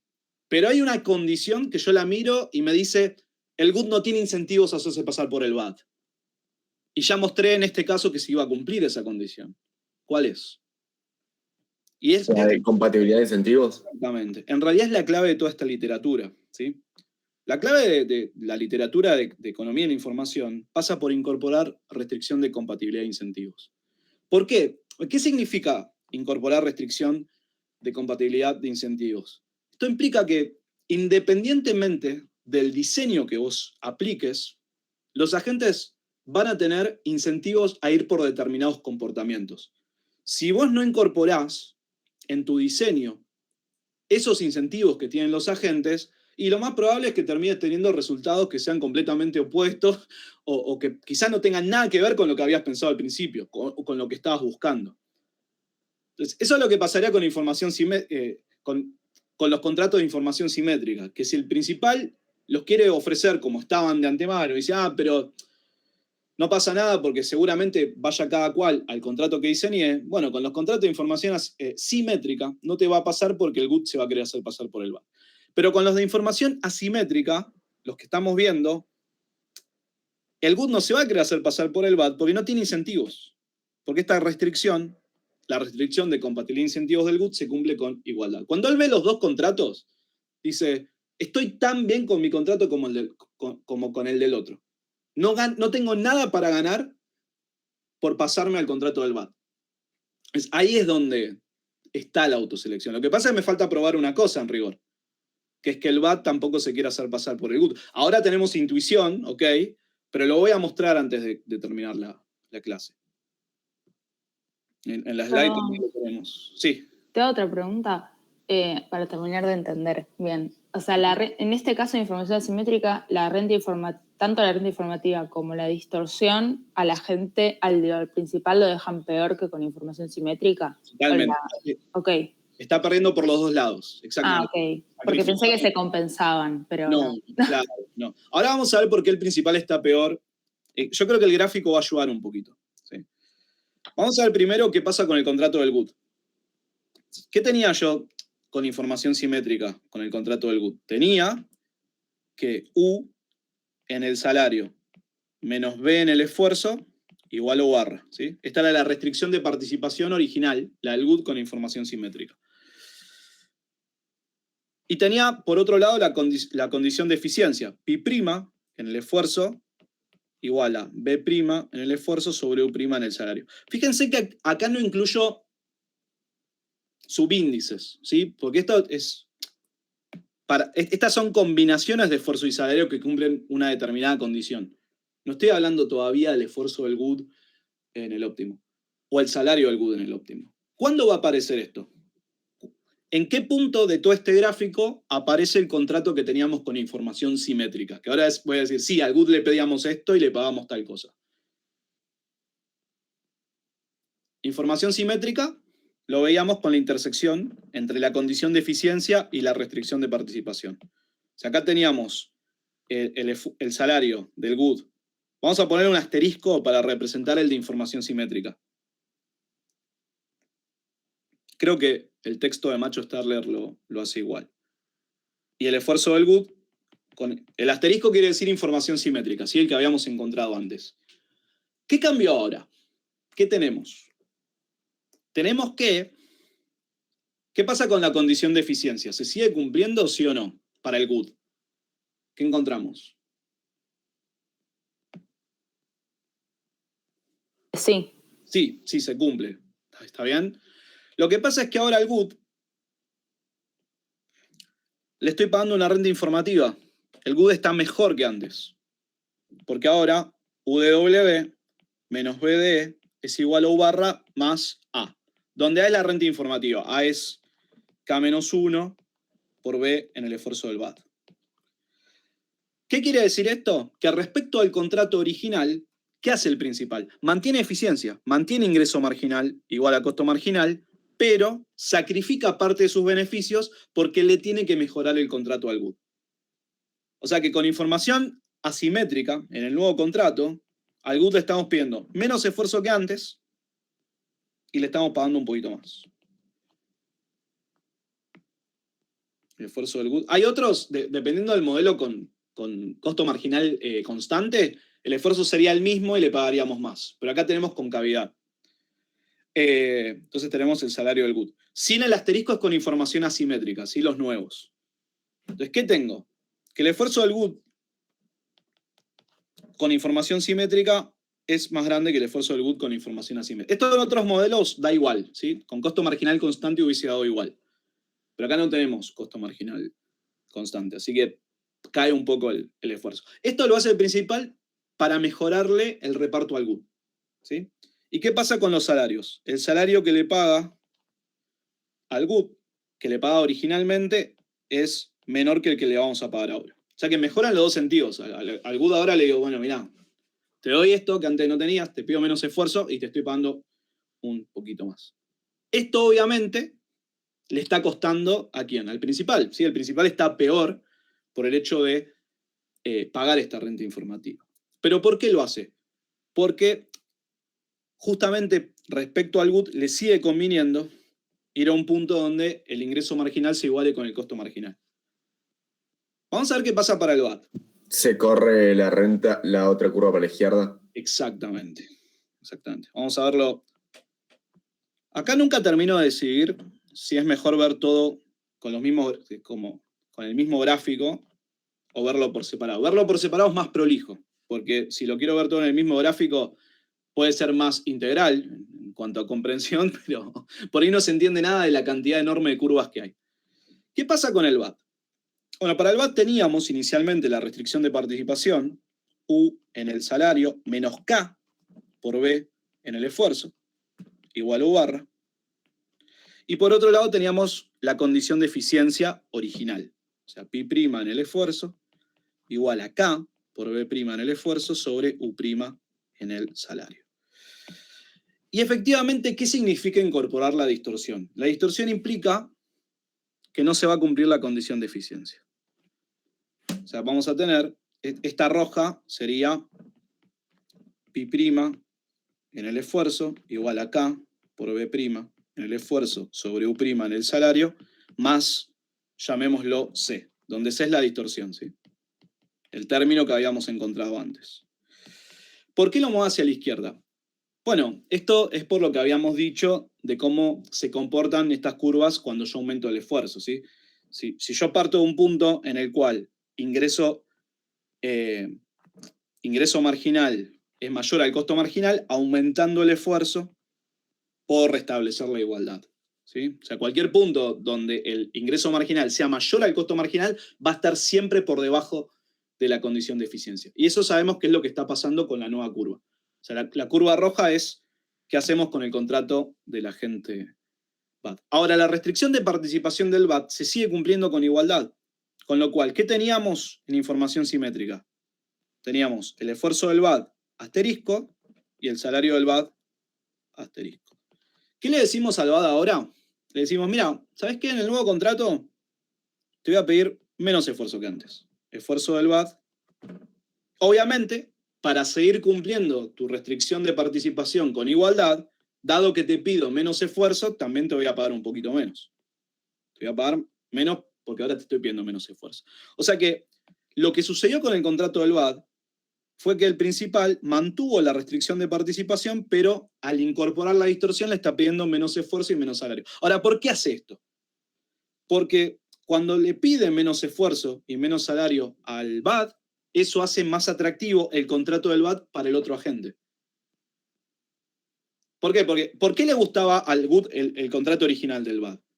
Porque había más esfuerzo, que para el GUT es barato, pero tenías esta compensación salarial. ¿Sí? Y resulta que al VAT, por la misma cantidad de esfuerzo, le pagas mucho más que al GUT. Porque justamente tiene un costo más alto. Si vos querés que ese te labure, le tenés que ofrecer más cosas. Entonces, cuando el GUT percibe esto, percibe que vos al VAT le estás ofreciendo un contrato súper liviano, ¿no? O favorable, dice, bueno, voy por el otro, donde hago menos esfuerzo y encima la compensación salarial es muy buena para ese nivel de esfuerzo. ¿Cómo combato esto con la distorsión? Bueno, lo combato recortando el contrato del VAT. Digo, bueno, ¿sabes qué? No te pido tanto esfuerzo. Como contrapartida te voy a pagar menos también. Y ahí cuando le sacaste ese salario en contraposición a ese esfuerzo, es donde el GUT dice, pero ese contrato ya no me es tan atractivo. Porque justamente lo que es barato para el GUT, que es el esfuerzo, ahora ya se lo estarías dejando de pedir. ¿Qué conseguís con eso? No necesitar pagar una renta informativa tan alta. O sea, si no incorporabas la restricción, si no la hubiésemos incorporado, desde el punto de vista del contrato del GUT, tendríamos que haber ido mucho más a la derecha en términos de renta informativa. Pero gracias a que se incorpora la restricción, la distorsión en el contrato del VAT, no te hace falta pagarle tanto, mejorar tanto el contrato del GUT. ¿Sí? En el ejemplo del restaurante, entonces, ¿cuál sería el objetivo? Recortás el menú ejecutivo, ¿para qué? Para que la carta no tenga que abaratarse tanto. ¿Se entiende? Y hay un caso extremo de esto, que es una de las posibles soluciones de esquina que según el caso pueden surgir, que es hacer que el menú ejecutivo, o en este caso el contrato del VAT, directamente pase ¿qué cosa? Piensen en el extremo en qué significaría una distorsión muy, muy grande. ¿A dónde me llevaría una distorsión mucho más grande? A directamente... ¿No se cumpla la participación? Claro, pero claro. Y para que se cumpla la restricción de participación del GUT, ¿qué tuvo que haber pasado con la del VAT? Si yo quisiera evitar pagarle renta informativa al GUT, ¿podría hacerlo? Bueno, la respuesta es sí. Lo que pasa es que, ¿qué tendría que hacer con el contrato del VAT? Básicamente, anularlo. recortar el contrato del BAT. Esa solución de esquina puede surgir y se conoce como contrato de shutdown, ¿sí? Donde dejas afuera al BAT. ¿Qué significaría en el ejemplo de los restaurantes hacer esto? Que no hay que menú ejecutivo. no tener menú ejecutivo directamente. Si sabes que venís acá y es a la carta. Fíjense que la idea del restaurante exclusivo es justamente haber recortado eso, ¿no? Tenés directamente lo que le cobrarías a la gente de más valoración, porque con eso te ahorraste la renta informativa. Pero perdiste beneficios, porque habíamos visto que el principal ganaba por ambos. Ganaba tanto por el GUT como por el BAT. Lo que pasa es que dependiendo de cómo sean las funciones, de la información concreta del caso, y te puede convenir una cosa u otra. Lo que estamos viendo nosotros es una situación intermedia, donde el óptimo del principal lo encuentra distorsionando el contrato del BAT, recortando el menú ejecutivo para no hacerlo tan atractivo y haciéndole una suerte de mejora en el contrato al GUT. ¿Sí? Pero los casos extremos, las soluciones de esquina podrían surgir. El shutdown sería dejar afuera el contrato del BAT, no le ofreces nada al BAT, es como que pasa por el restaurante y, ¿sabes qué? Acá no. Porque ya diseñaste todo para extraerle todo el excedente al GUT y no pagarle renta informativa. En ese caso, ¿qué contrato dejaríamos para el GUT si hiciéramos shutdown? ¿El de info simétrica? Claro, el de información simétrica. Porque no tenés necesidad de pagarle renta informativa sabiendo que no corres el peligro de que se va a pasar por el BAT, dado que ya eliminaste el contrato del BAT, no lo tenés más. ¿Sí? Eso puede ocurrir. Puede ser una solución y en un problema concreto uno realmente tiene... Eso es hacer bien el Kuntaker, ¿me entienden? Porque hacer bien el Kuntaker es ver qué pasa cuando se cumplen las condiciones de primer orden y comparar con qué. Con todos esos escenarios donde podés tener solución de esquina, donde alguna restricción se cumpla y otras no, con igualdad. ¿Sí? Es un poco ir en esa dirección. Profe, una pregunta. Sí. ¿Podría ser un caso de un contrato de este estilo que estamos viendo en aquellos lugares donde para no contratar a nadie malo o que no se esfuerce tanto, por así decirlo, te hacen como 300 entrevistas y tenés que resolver un montón de cosas antes de que te hagan una oferta formal? Ok. Creo que esto que estás presentando, Facundo, va en otra dirección, que es en realidad atenuar el problema de selección adversa. O sea, lo de las entrevistas lo puedes interpretar como momentos previos en donde de algún modo el principal se va informando y una vez que recolecta la información suficiente se puede acercar un poquito más al contrato que te hubiera ofrecido con información simétrica. ¿Claramente va a ser perfecto ese mecanismo? O muy probablemente no, ¿está bien? Pero la idea podría ser directamente atenuar. Entonces tenés una serie de entrevistas donde vas captando un poco qué puede hacer la gente, qué le gusta, qué no le gusta, y es como que tenés una suerte de screening, si se quiere. Que es lo que quizás buscaría hacer un asegurador también antes de ver con quién está contratando. ¿Se entiende? Con un poco de historial previo de lo que te haya pasado. O sea que, si me preguntás rápido, mi respuesta sería que todas esas etapas preliminares tienen como objetivo intentar reducir el problema de información asimétrica. ¿Sí? Que después lo conseguirán o no. Lo que estamos viendo nosotros ocurre una vez que se firmó el contrato, ¿sí? Para marcar la diferencia. O sea, se firmó el contrato, para el BAT tuviste una cosa, para el GUT tuviste otra. La parte previa de las entrevistas va en otra dirección, que también le importa mucho, ¿no? El principal. Pues justamente, si el problema de información asimétrica, vos lo que estás tratando de hacer es ver un poco con quién estás firmando. ¿Profe? Sí. Tengo una pregunta. Si tuviese que graficar este caso del contrato shutdown, tendría que correr la curva de beneficio marginal hasta la intersección con el eje W, ¿no? Claro, es como eso, es como si lo estuviese llevando al extremo. Incluso por ahí te pasás. Capaz que el corte lo tendrías. Esto es típico de cuando lo tenés en matemática.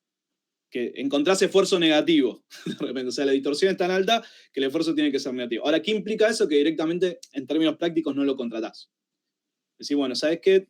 Me quedo con el contrato del GUT que tenía y directamente no le ofrezco nada al BAT. Sería como una distorsión lo suficientemente grande tal que no querés contratar directamente al BAT. ¿Perdés plata? Sí, perdés plata porque te perdés todos los beneficios que hubieses derivado de ese contrato. Te estás ahorrando la renta informativa que le habrías tenido que pagar al GUT.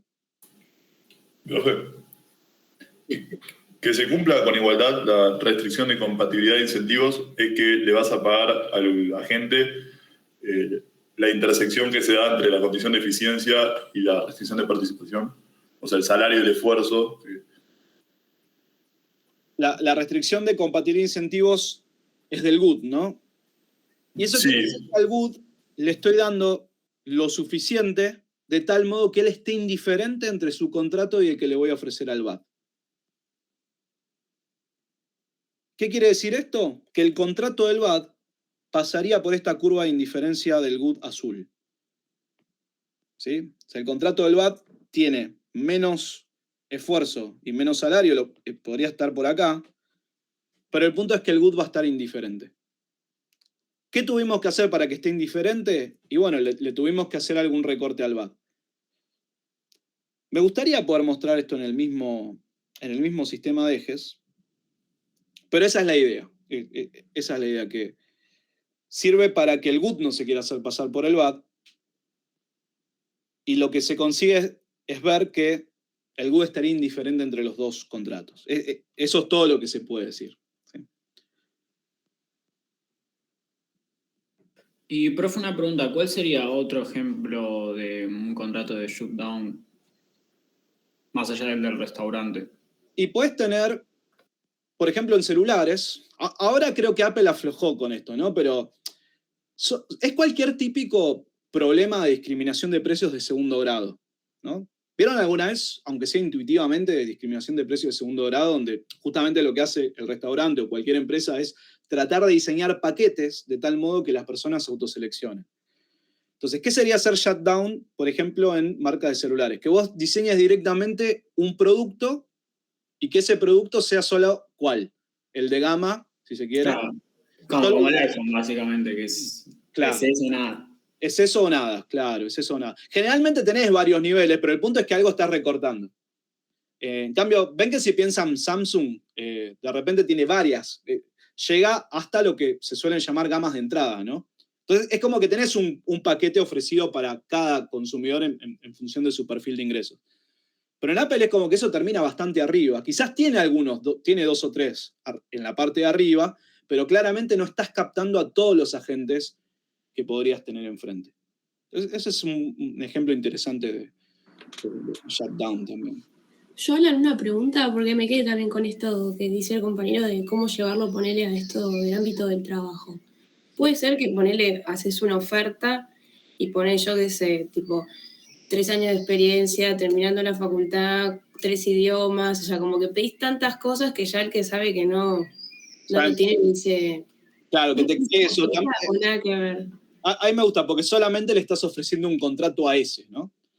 Pero lo de los 3, insisto en que ahí lo de los 3 idiomas, etcétera, etcétera, solo va como una suerte de paso previo, ya sea de screening o de señal, donde vos tratás de garantizar que el que te vaya a firmar sea un GUT de repente. Pero sí, está dentro de los términos del problema. Creo que hacer shutdown, o el ejemplo más claro de hacer shutdown en contratos laborales es, ¿vieron esa posición típica donde sabés que si firmás vas a tener que laburar un montón? Un montón. El salario, y por ahí compensa, pero hasta ahí. Y alguna prestación más. ¿Me siguen en esto? ¿Han visto alguna vez un caso así? Donde sabés que si firmás acá vas a estar, quizás no 8, o por ahí firmás por 8, pero sabés que una vez que estés adentro vas a tener que trabajar por ahí 10, 12, 13, 14 horas. ¿Sí? ¿Ven el punto? Entonces ahí no le estás ofreciendo una posibilidad al de costo de esfuerzo más bajo. Por ahí tenés en alguna empresa distintas posiciones, ¿no? Una posición donde, claro, donde decís, bueno, tenés una posición un poquito part-time, bastante recortada en sueldo, pero también en esfuerzo, Y una posición full. Lo que pasa es que, claro, la posición full time normalmente puede ser el estándar, ¿no? De 8 horas por un determinado sueldo, pero por ahí entraste y se sabe que es 10, 12, 14, que te estás por ir y ves que las 3, 4 personas que están en tu oficina se quedan porque saben que se tienen que quedar. ¿Sí? Entonces creo que ese sería un ejemplo interesante de shutdown. Después otros casos se dan en seguros siempre pagas, ¿no? ¿En qué tipo de contrato? Por ahí un asegurador solamente se enfoca en los de más valoración y listo, lo que pueden pagar mejor. Entonces ya no te ofrecen como coberturas parciales o coberturas económicas. Y en prepagas también lo puedes ver, ¿no? En salud. ¿Se entiende? Es como que tenés el paquete, es como si hubiesen dejado solo el paquete premium. Ya está. La cobertura más cara que te cubre contra más de las cosas que te puedan suceder o tengas una atención, no sé, más personalizada, etcétera, etcétera, pero no le das la posibilidad a alguien que quiera contratar algo un poquito más recortado y económico. Lo sacás, ¿sí? Esos serían todos ejemplos de shutdown, porque estás apuntando el único contrato que ofreces o los pocos contratos que ofrezcas siempre a los agentes que estén como más arriba en la distribución. O de más valoración o de menos costo del esfuerzo. O sea que sabés que le pedís la cantidad de horas que pueda y es como que va a responder, ¿viste? Se va a quedar la 14 porque... y deben conocer gente que acepta estas posiciones, ¿no? Y que están... Y una pregunta, profe. Sí. Supongamos que, no sé, trabajo en una consultora y trabajo con una empresa donde la empresa me pide ver qué estrategia de precios hacen, ¿no? Esto de qué planes ofrecen y demás. Sí. Digamos que con todo esto de la selección adversa, si haces como un análisis de la compañía viendo qué aspectos tiene buenos y cuáles malos y dónde puedes explotar, vos podés usar esto para, digamos, decir, anda por acá o anda por allá. Sí, completamente. Términos prácticos, o al menos en todas las cosas que hice, uno se queda de estas cosas con las intuiciones, ¿sí? Con la línea de qué mirar. Porque uno nunca va a poder replicar perfectamente lo que se ve en el modelo. Porque básicamente en el modelo tenés mucha más información que la que realmente vas a contar. Entonces, vas a terminar viendo que hay discriminación de precios, pero nunca vas a estar 100% seguro de si realmente diseñaste bien los paquetes.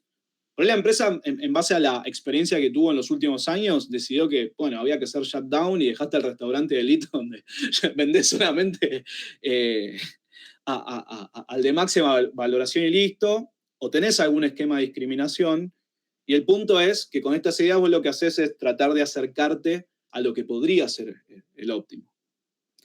Pero nunca lo vas a replicar tal cual, ¿sí? Nunca vas a tener toda la información de las preferencias que tenés enfrente. Podés tener alguna medida aproximada. O sea que sí, como idea, como concepto, como herramienta, sí, pero no para replicar. ¿Está bien? O al menos, ojalá puedan replicar, pero todo lo que vi para atrás, no. Perdón, Alan. Sí. ¿Cómo verías, digamos, en las ecuaciones la situación en la que hacer un shutdown es como preferible para el que hace el contrato? ¿Hacés la cuenta? ¿Terminás de resolver el contrato? Y cuando despejes el esfuerzo del VAT, te da negativo. Acá no tengo manera de mostrarlo porque yo no tengo forma de funciones, ¿no? Pero si tuviésemos más detalle con la forma funcional y las utilidades, cuando termines de hacer todos los despejes y ves que el esfuerzo del VAT es negativo, en realidad el óptimo es shutdown, que es recortarle el contrato. ¿Sí? Así Okay. claro, en un ejercicio se vería de esa forma. ¿Sí? Y bueno. ¿Profe? Estoy, sí. Una pregunta. ¿Podría darse alguna situación en la que en info asimétrica al GUD le paguen una renta informativa, pero bastante importante, para que el VAT no tenga distorsiones? No, la renta... Sí, puede pasar. Y ese creo que es el caso que estábamos hablando con Victoria hace como media, si no es que más. Pero sí, dependiendo de la forma funcional, que eso es lo que a mí me falta acá para poder predecir cuál va a ser el caso, puede pasar tranquilamente que vos pagues todo de renta informativa, le pagues toda la renta informativa que sea necesaria para que el GUT se mantenga en su contrato y no distorsiones nada el del VAT. Puede ser una solución, dependiendo de cómo sean las funciones. Acá no pasa porque tenemos concavidad. Toda la concavidad que tenemos en este caso hace que quieras incorporar alguna distorsión. O bien total para ir al caso del shutdown, o bien parcial para reducir un poquito la renta informativa. Pero en problemas concretos, con un poco más de linealidad, puedes tener tranquilamente, puedes tener esto. Pagas toda renta informativa y no distorsionas nada. Ok, gracias. Bien. Y voy con lo último. Nos quedan unos minutitos. Esto quería hacerlo sí o sí. Ya me estaba por olvidar. O sea, me estaba por olvidar porque fue muy interesante esta última parte, ¿no? De pensar un poquito cómo aplicarlo a casos reales. Habíamos hablado un poco del deporte también, ¿no? Es como que los top 10 es directamente, si se quiere, el contrato del GUD. Ahora, llegar a ser top 10 requiere, ¿no? Requiere no solo talento, sino también un esfuerzo enorme. Está bien que Nalbandian testeó la hipótesis, creo. O quizás Gaudio también. Yo no sé Gaudio, pero creo que ya en ese nivel tenés de las dos cosas. Pero ven el punto, una vez que te falta alguna de las dos características, no llegás. O llegás y no te mantenés. Pero porque es muy competitivo. El muy competitivo es ese tipo de contratos, ¿no? Quería mostrar lo último, que era aclarar que, bueno, hubo una distorsión que no tuve en cuenta, ¿sí? La restricción de compatibilidad de incentivos del VAT. ¿Puedo quedarme tranquilo con haber hecho eso? Bueno, intuitivamente sí, pero vamos a probar que realmente el VAT no se quiere hacer pasar por el GUT. ¿Sí? O sea, al VAT el contrato del GUT no le interesa. O sea, esa combinación de esfuerzo-salario, esa combinación de esfuerzo-resultado, la que le vamos a pedir al GUT, donde le vamos a pedir más esfuerzo, le vamos a pagar más también, al VAT no le va a interesar. Un poco por el argumento inverso. El esfuerzo para el VAT es muy costoso. Entonces, si vos tenés una persona que el esfuerzo le cuesta un montón y no vas a esperar grandes resultados, porque no va a ser óptimo para esa persona ir a esos resultados, ¿sí? Se va a quedar en un nivel de esfuerzo que le sea aceptable con un resultado que le sea aceptable. Típicamente mucho más bajo que el del otro agente. Ahora vamos a ver que esto pasa aún habiendo ignorado la restricción y que eso justifica por qué no nos teníamos que preocupar. ¿Sí? ¿Cuál es la utilidad que obtiene el agente VAT cuando se hace pasar por el GUT? Cuando toma el paquete diseñado para el GUT. Bueno, la utilidad del VAT con el esfuerzo del GUT y el salario del GUT sería U en el salario del GUT menos K por B en el esfuerzo del GUT. O sea, la clave y la diferencia está en la K. ¿Sí? Y esto puede ser sospechoso, porque al GUT no lo estábamos dejando con U barra. Porque ahí sí, con U barra ya sabíamos que el VAT ni lo va a querer agarrar, pero es cierto que al GUT le estábamos pagando una renta informativa. Entonces, ¿qué es lo que voy a hacer? Voy a sumar y restar B en el esfuerzo del GUT. Para que se vea bien qué es lo que termina sucediendo. ¿Cuánto es U en el salario del GUT menos B en el esfuerzo del GUT? Bueno, esto sabíamos que era U barra más K menos 1 por B en el esfuerzo del VAT. Porque era U barra más la renta informativa que cobraba el GUT. Entonces, yo acá la duda que tengo es, ¿no será cierto que una vez que le pago una renta informativa al GUT, este contrato en realidad no se hizo muy interesante también para el VAT y se hace pasar por el GUT? Bueno, no. Y de hecho, ojalá se quisiera hacer pasar por el GUT. ¿Sí? Me encantaría porque querría hacer un esfuerzo más alto, con más beneficio para el principal, pero no va a suceder. No va a suceder. O sea, aún con la renta informativa, el VAT va a haber un incremento tan alto en su costo por el hecho de hacer ese esfuerzo extra que no le va a ser redituable. Vámonos, a ver, porque si saco factor común K-1, me queda B en el esfuerzo del VAT menos B en el esfuerzo del GUT. Y acá está la clave. Y el BAT dice, voy a ganar la renta informativa, pero voy a tener que pagar un costo del esfuerzo porque me están pidiendo más esfuerzo. ¿Me conviene hacerme pasar por el otro, sí o no? ¿Cómo es el término del corchete?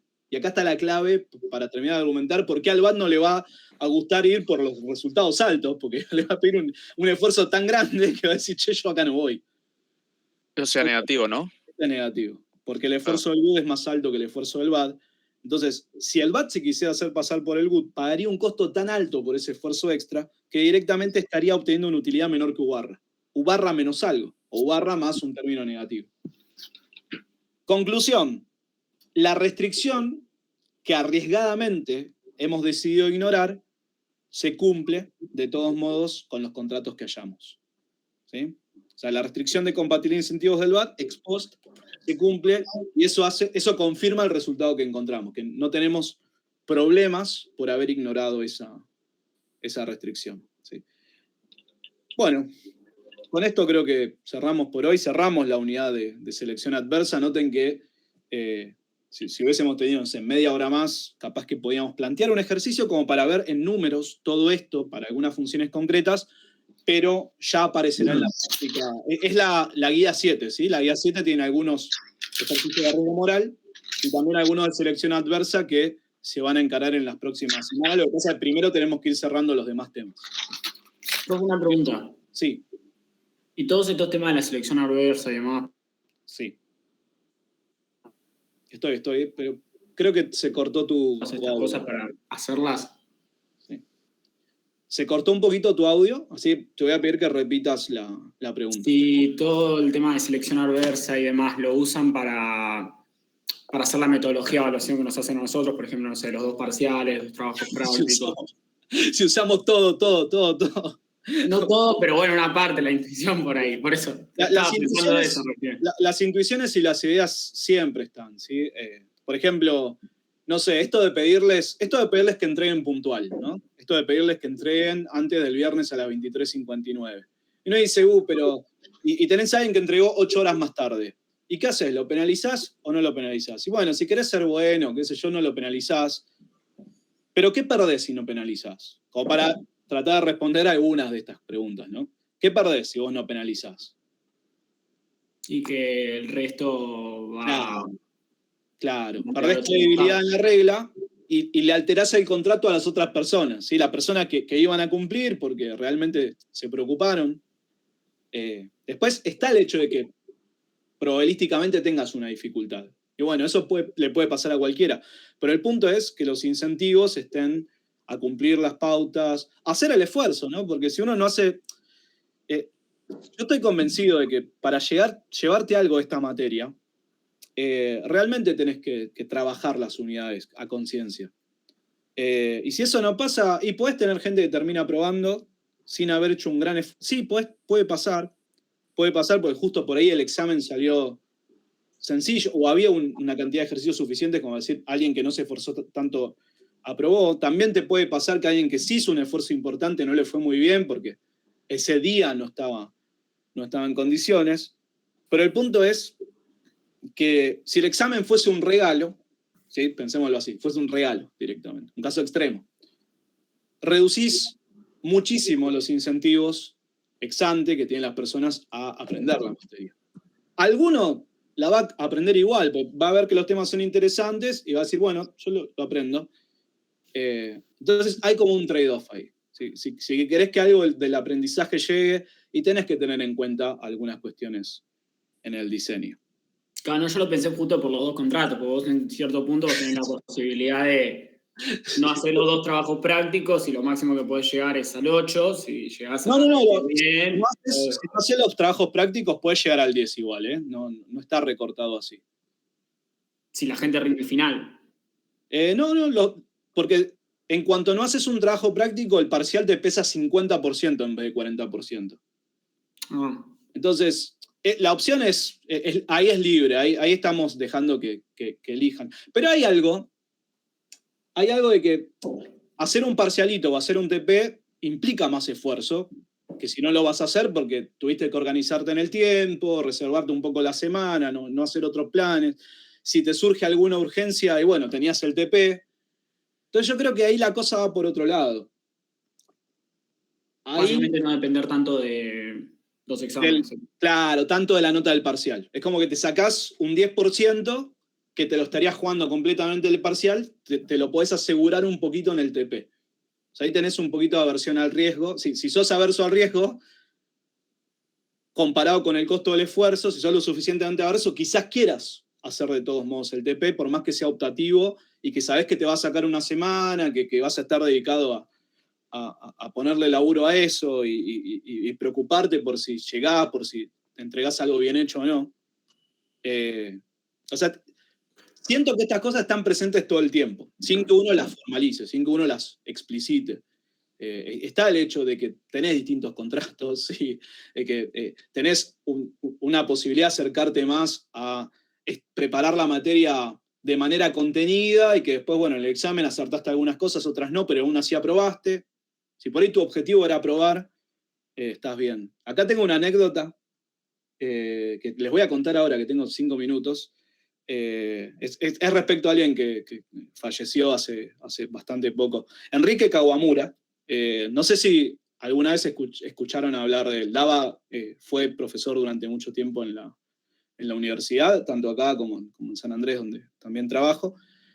Daba micro y era muy exigente, ¿sí? Sí, muy, muy formal, con bastante abstracción en las clases, o sea, un sesgo matemático bastante marcado. Y en los exámenes se hablaba bastante de la complejidad. Bueno, una vez me tocó dar algún curso con él y hablando, él presentó un concepto que me pareció fantástico porque dice, esta es la estrategia del cuatrero. Lo voy a escribir en el chat. Del cuatrero. ¿A qué se refería con eso? La estrategia del cuatrero. Nunca sacarse un 4. Claro, que el objetivo, ¿se entiende? El objetivo era sacarse un 4 como sea. Justo en esa materia ha pasado algo particular, que es que había 2 componentes. Una parte que daba yo, que era más de papers, de distinta literatura, no era de micro, sino que era economía internacional monetaria. Y él daba la parte más formal. Entonces, ¿qué pasaba? La parte de él en el examen, los 2 parciales, pesaba 50% y la parte que surgía de las preguntas de los papers, otro 50%. Entonces, ¿por qué me habló en algún punto de la estrategia del cuatrero? Porque, ¿qué hacían? Adivinen qué hacían las personas con la preparación del examen. Adivinen qué hacía este cuatrero, si se quiere. Estudiaba todo lo tuyo, Sí, solo lo del otro y se aseguraba la mitad de la nota. Se terminaba sacando 45, por ejemplo, haciendo casi perfecto lo mío y 0 la parte de Enrique. ¿Saben qué hizo un cuatrimestre? Cambió las ponderaciones el día del examen. O sea, cuando vio el examen la gente vio que la parte de los papers pesaba 30% y la parte formal 70%. No saben las caras de pánico que vos sabés. Al final del día, los que habían preparado, aunque sea un poco, más o menos a conciencia, la parte de él terminaron aprobando.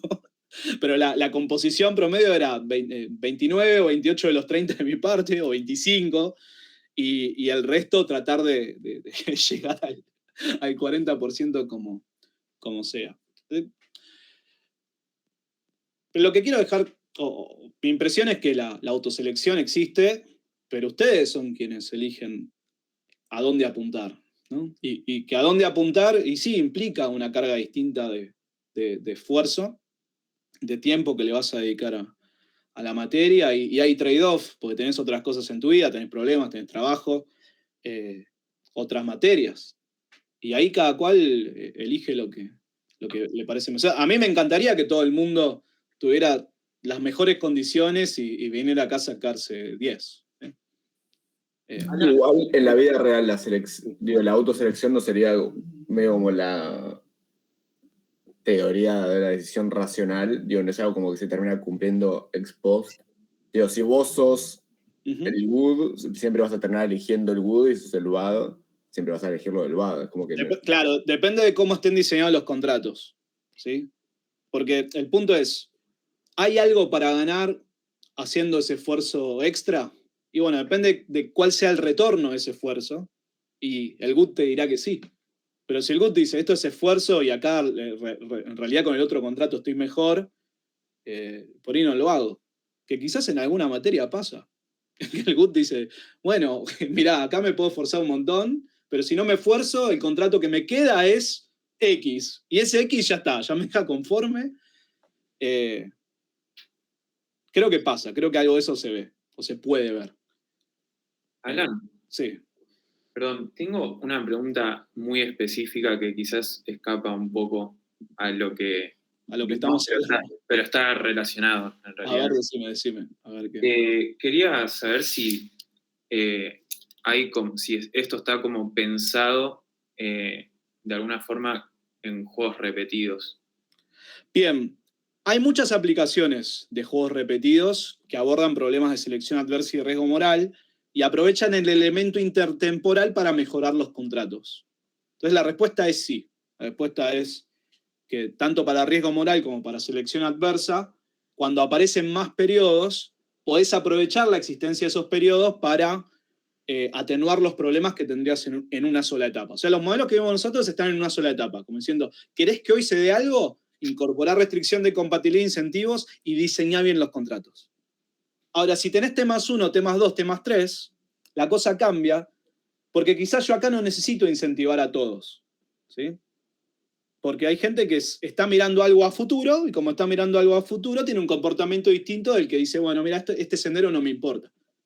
Sabes que estás eligiendo el sendero, entonces uno ya no tiene que forzar situaciones. Y una cosa incluso un poquito más específica tiene que ver justamente con esto que decís. Si, por ejemplo, hay alguien que piense el caso de que el que hace los contratos resigna incluso como eficiencia hoy para tener como una mayor ganancia en el largo plazo, o sea, más sostenida por más periodos. Claro. A ver, lo estoy pensando justo por otra materia, que veíamos como que quizás en momentos de crisis ajusta la tasa de ganancia y no el empleo, pensando en conservar el recurso humano. Podría ser, sí. Eso, tipo, ¿hay alguien que lo desarrolla así en estos términos de teoría de juegos? ¿O? Yo no, hasta donde sé desconozco. Desconozco si alguien formalizó esa idea. Ok. O creo que puede estar bien para, no sé, quizás para tema de tesis, para pensar un poquito, ¿no? Así que bueno, jóvenes, cerremos por hoy. Estamos, así que nada, quiero decirles que me gustó mucho la participación que tuvieron en esta clase. Es algo, creo que fue destacable y siempre, también, así como les decimos las cosas negativas, creo que está bueno decirles cuando se nota que se metieron o que se interesaron por un tema. Y bueno, ahora les toca la otra parte, ¿no? La de ir a la literatura, a las guías y terminar de cerrar esto. Y yo creo que mientras más lo cierren, más cosas van a poder ver después respecto a las cuestiones relacionadas, ¿no? A todo esto que me estuvieron consultando, a posibles aplicaciones, ¿sí? Recién estamos abriendo la puerta. Y por favor, una última pregunta, disculpe. ¿Y dónde se pueden leer, tipo, no sé, cosas solo de aplicaciones, tipo de casos así reales? En general los libros... sí, veo que tienen al final. Tipo. Claro, eso, al final incluyen en los apéndices la literatura. Uno que tiene muchísimo de todo esto es el libro de Lafont y Martimont, ¿sí? También es de economía de la información, les dejo los autores. También, al final de cada capítulo hay pila de papers que fueron como relevados por ellos para comentar sobre distintas aplicaciones, ¿sí? Y ahí es donde uno puede ir al campo más específico. O sea, lo que es microaplicada, tienen como esta beta, ¿no? De economía de la información, organización industrial, una materia que van a hacer después de esta, ¿no? Quizás alguien ya la hizo por esto de omitir correlatividades, que siempre en algún caso se puede. Y otro tema que también es bastante como observado en la práctica, donde hay literatura profunda y nosotros no llegamos a darlo como nos gustaría, es el tema de subastas en general. Subastas y licitaciones, ¿no? La licitación es el problema inverso en cómo en el sector público decidís contratar con distintas empresas, eso está súper presente. Así que, nada, hay pila de literatura. Bueno, jóvenes, con esto cerramos por hoy y nos veremos pronto.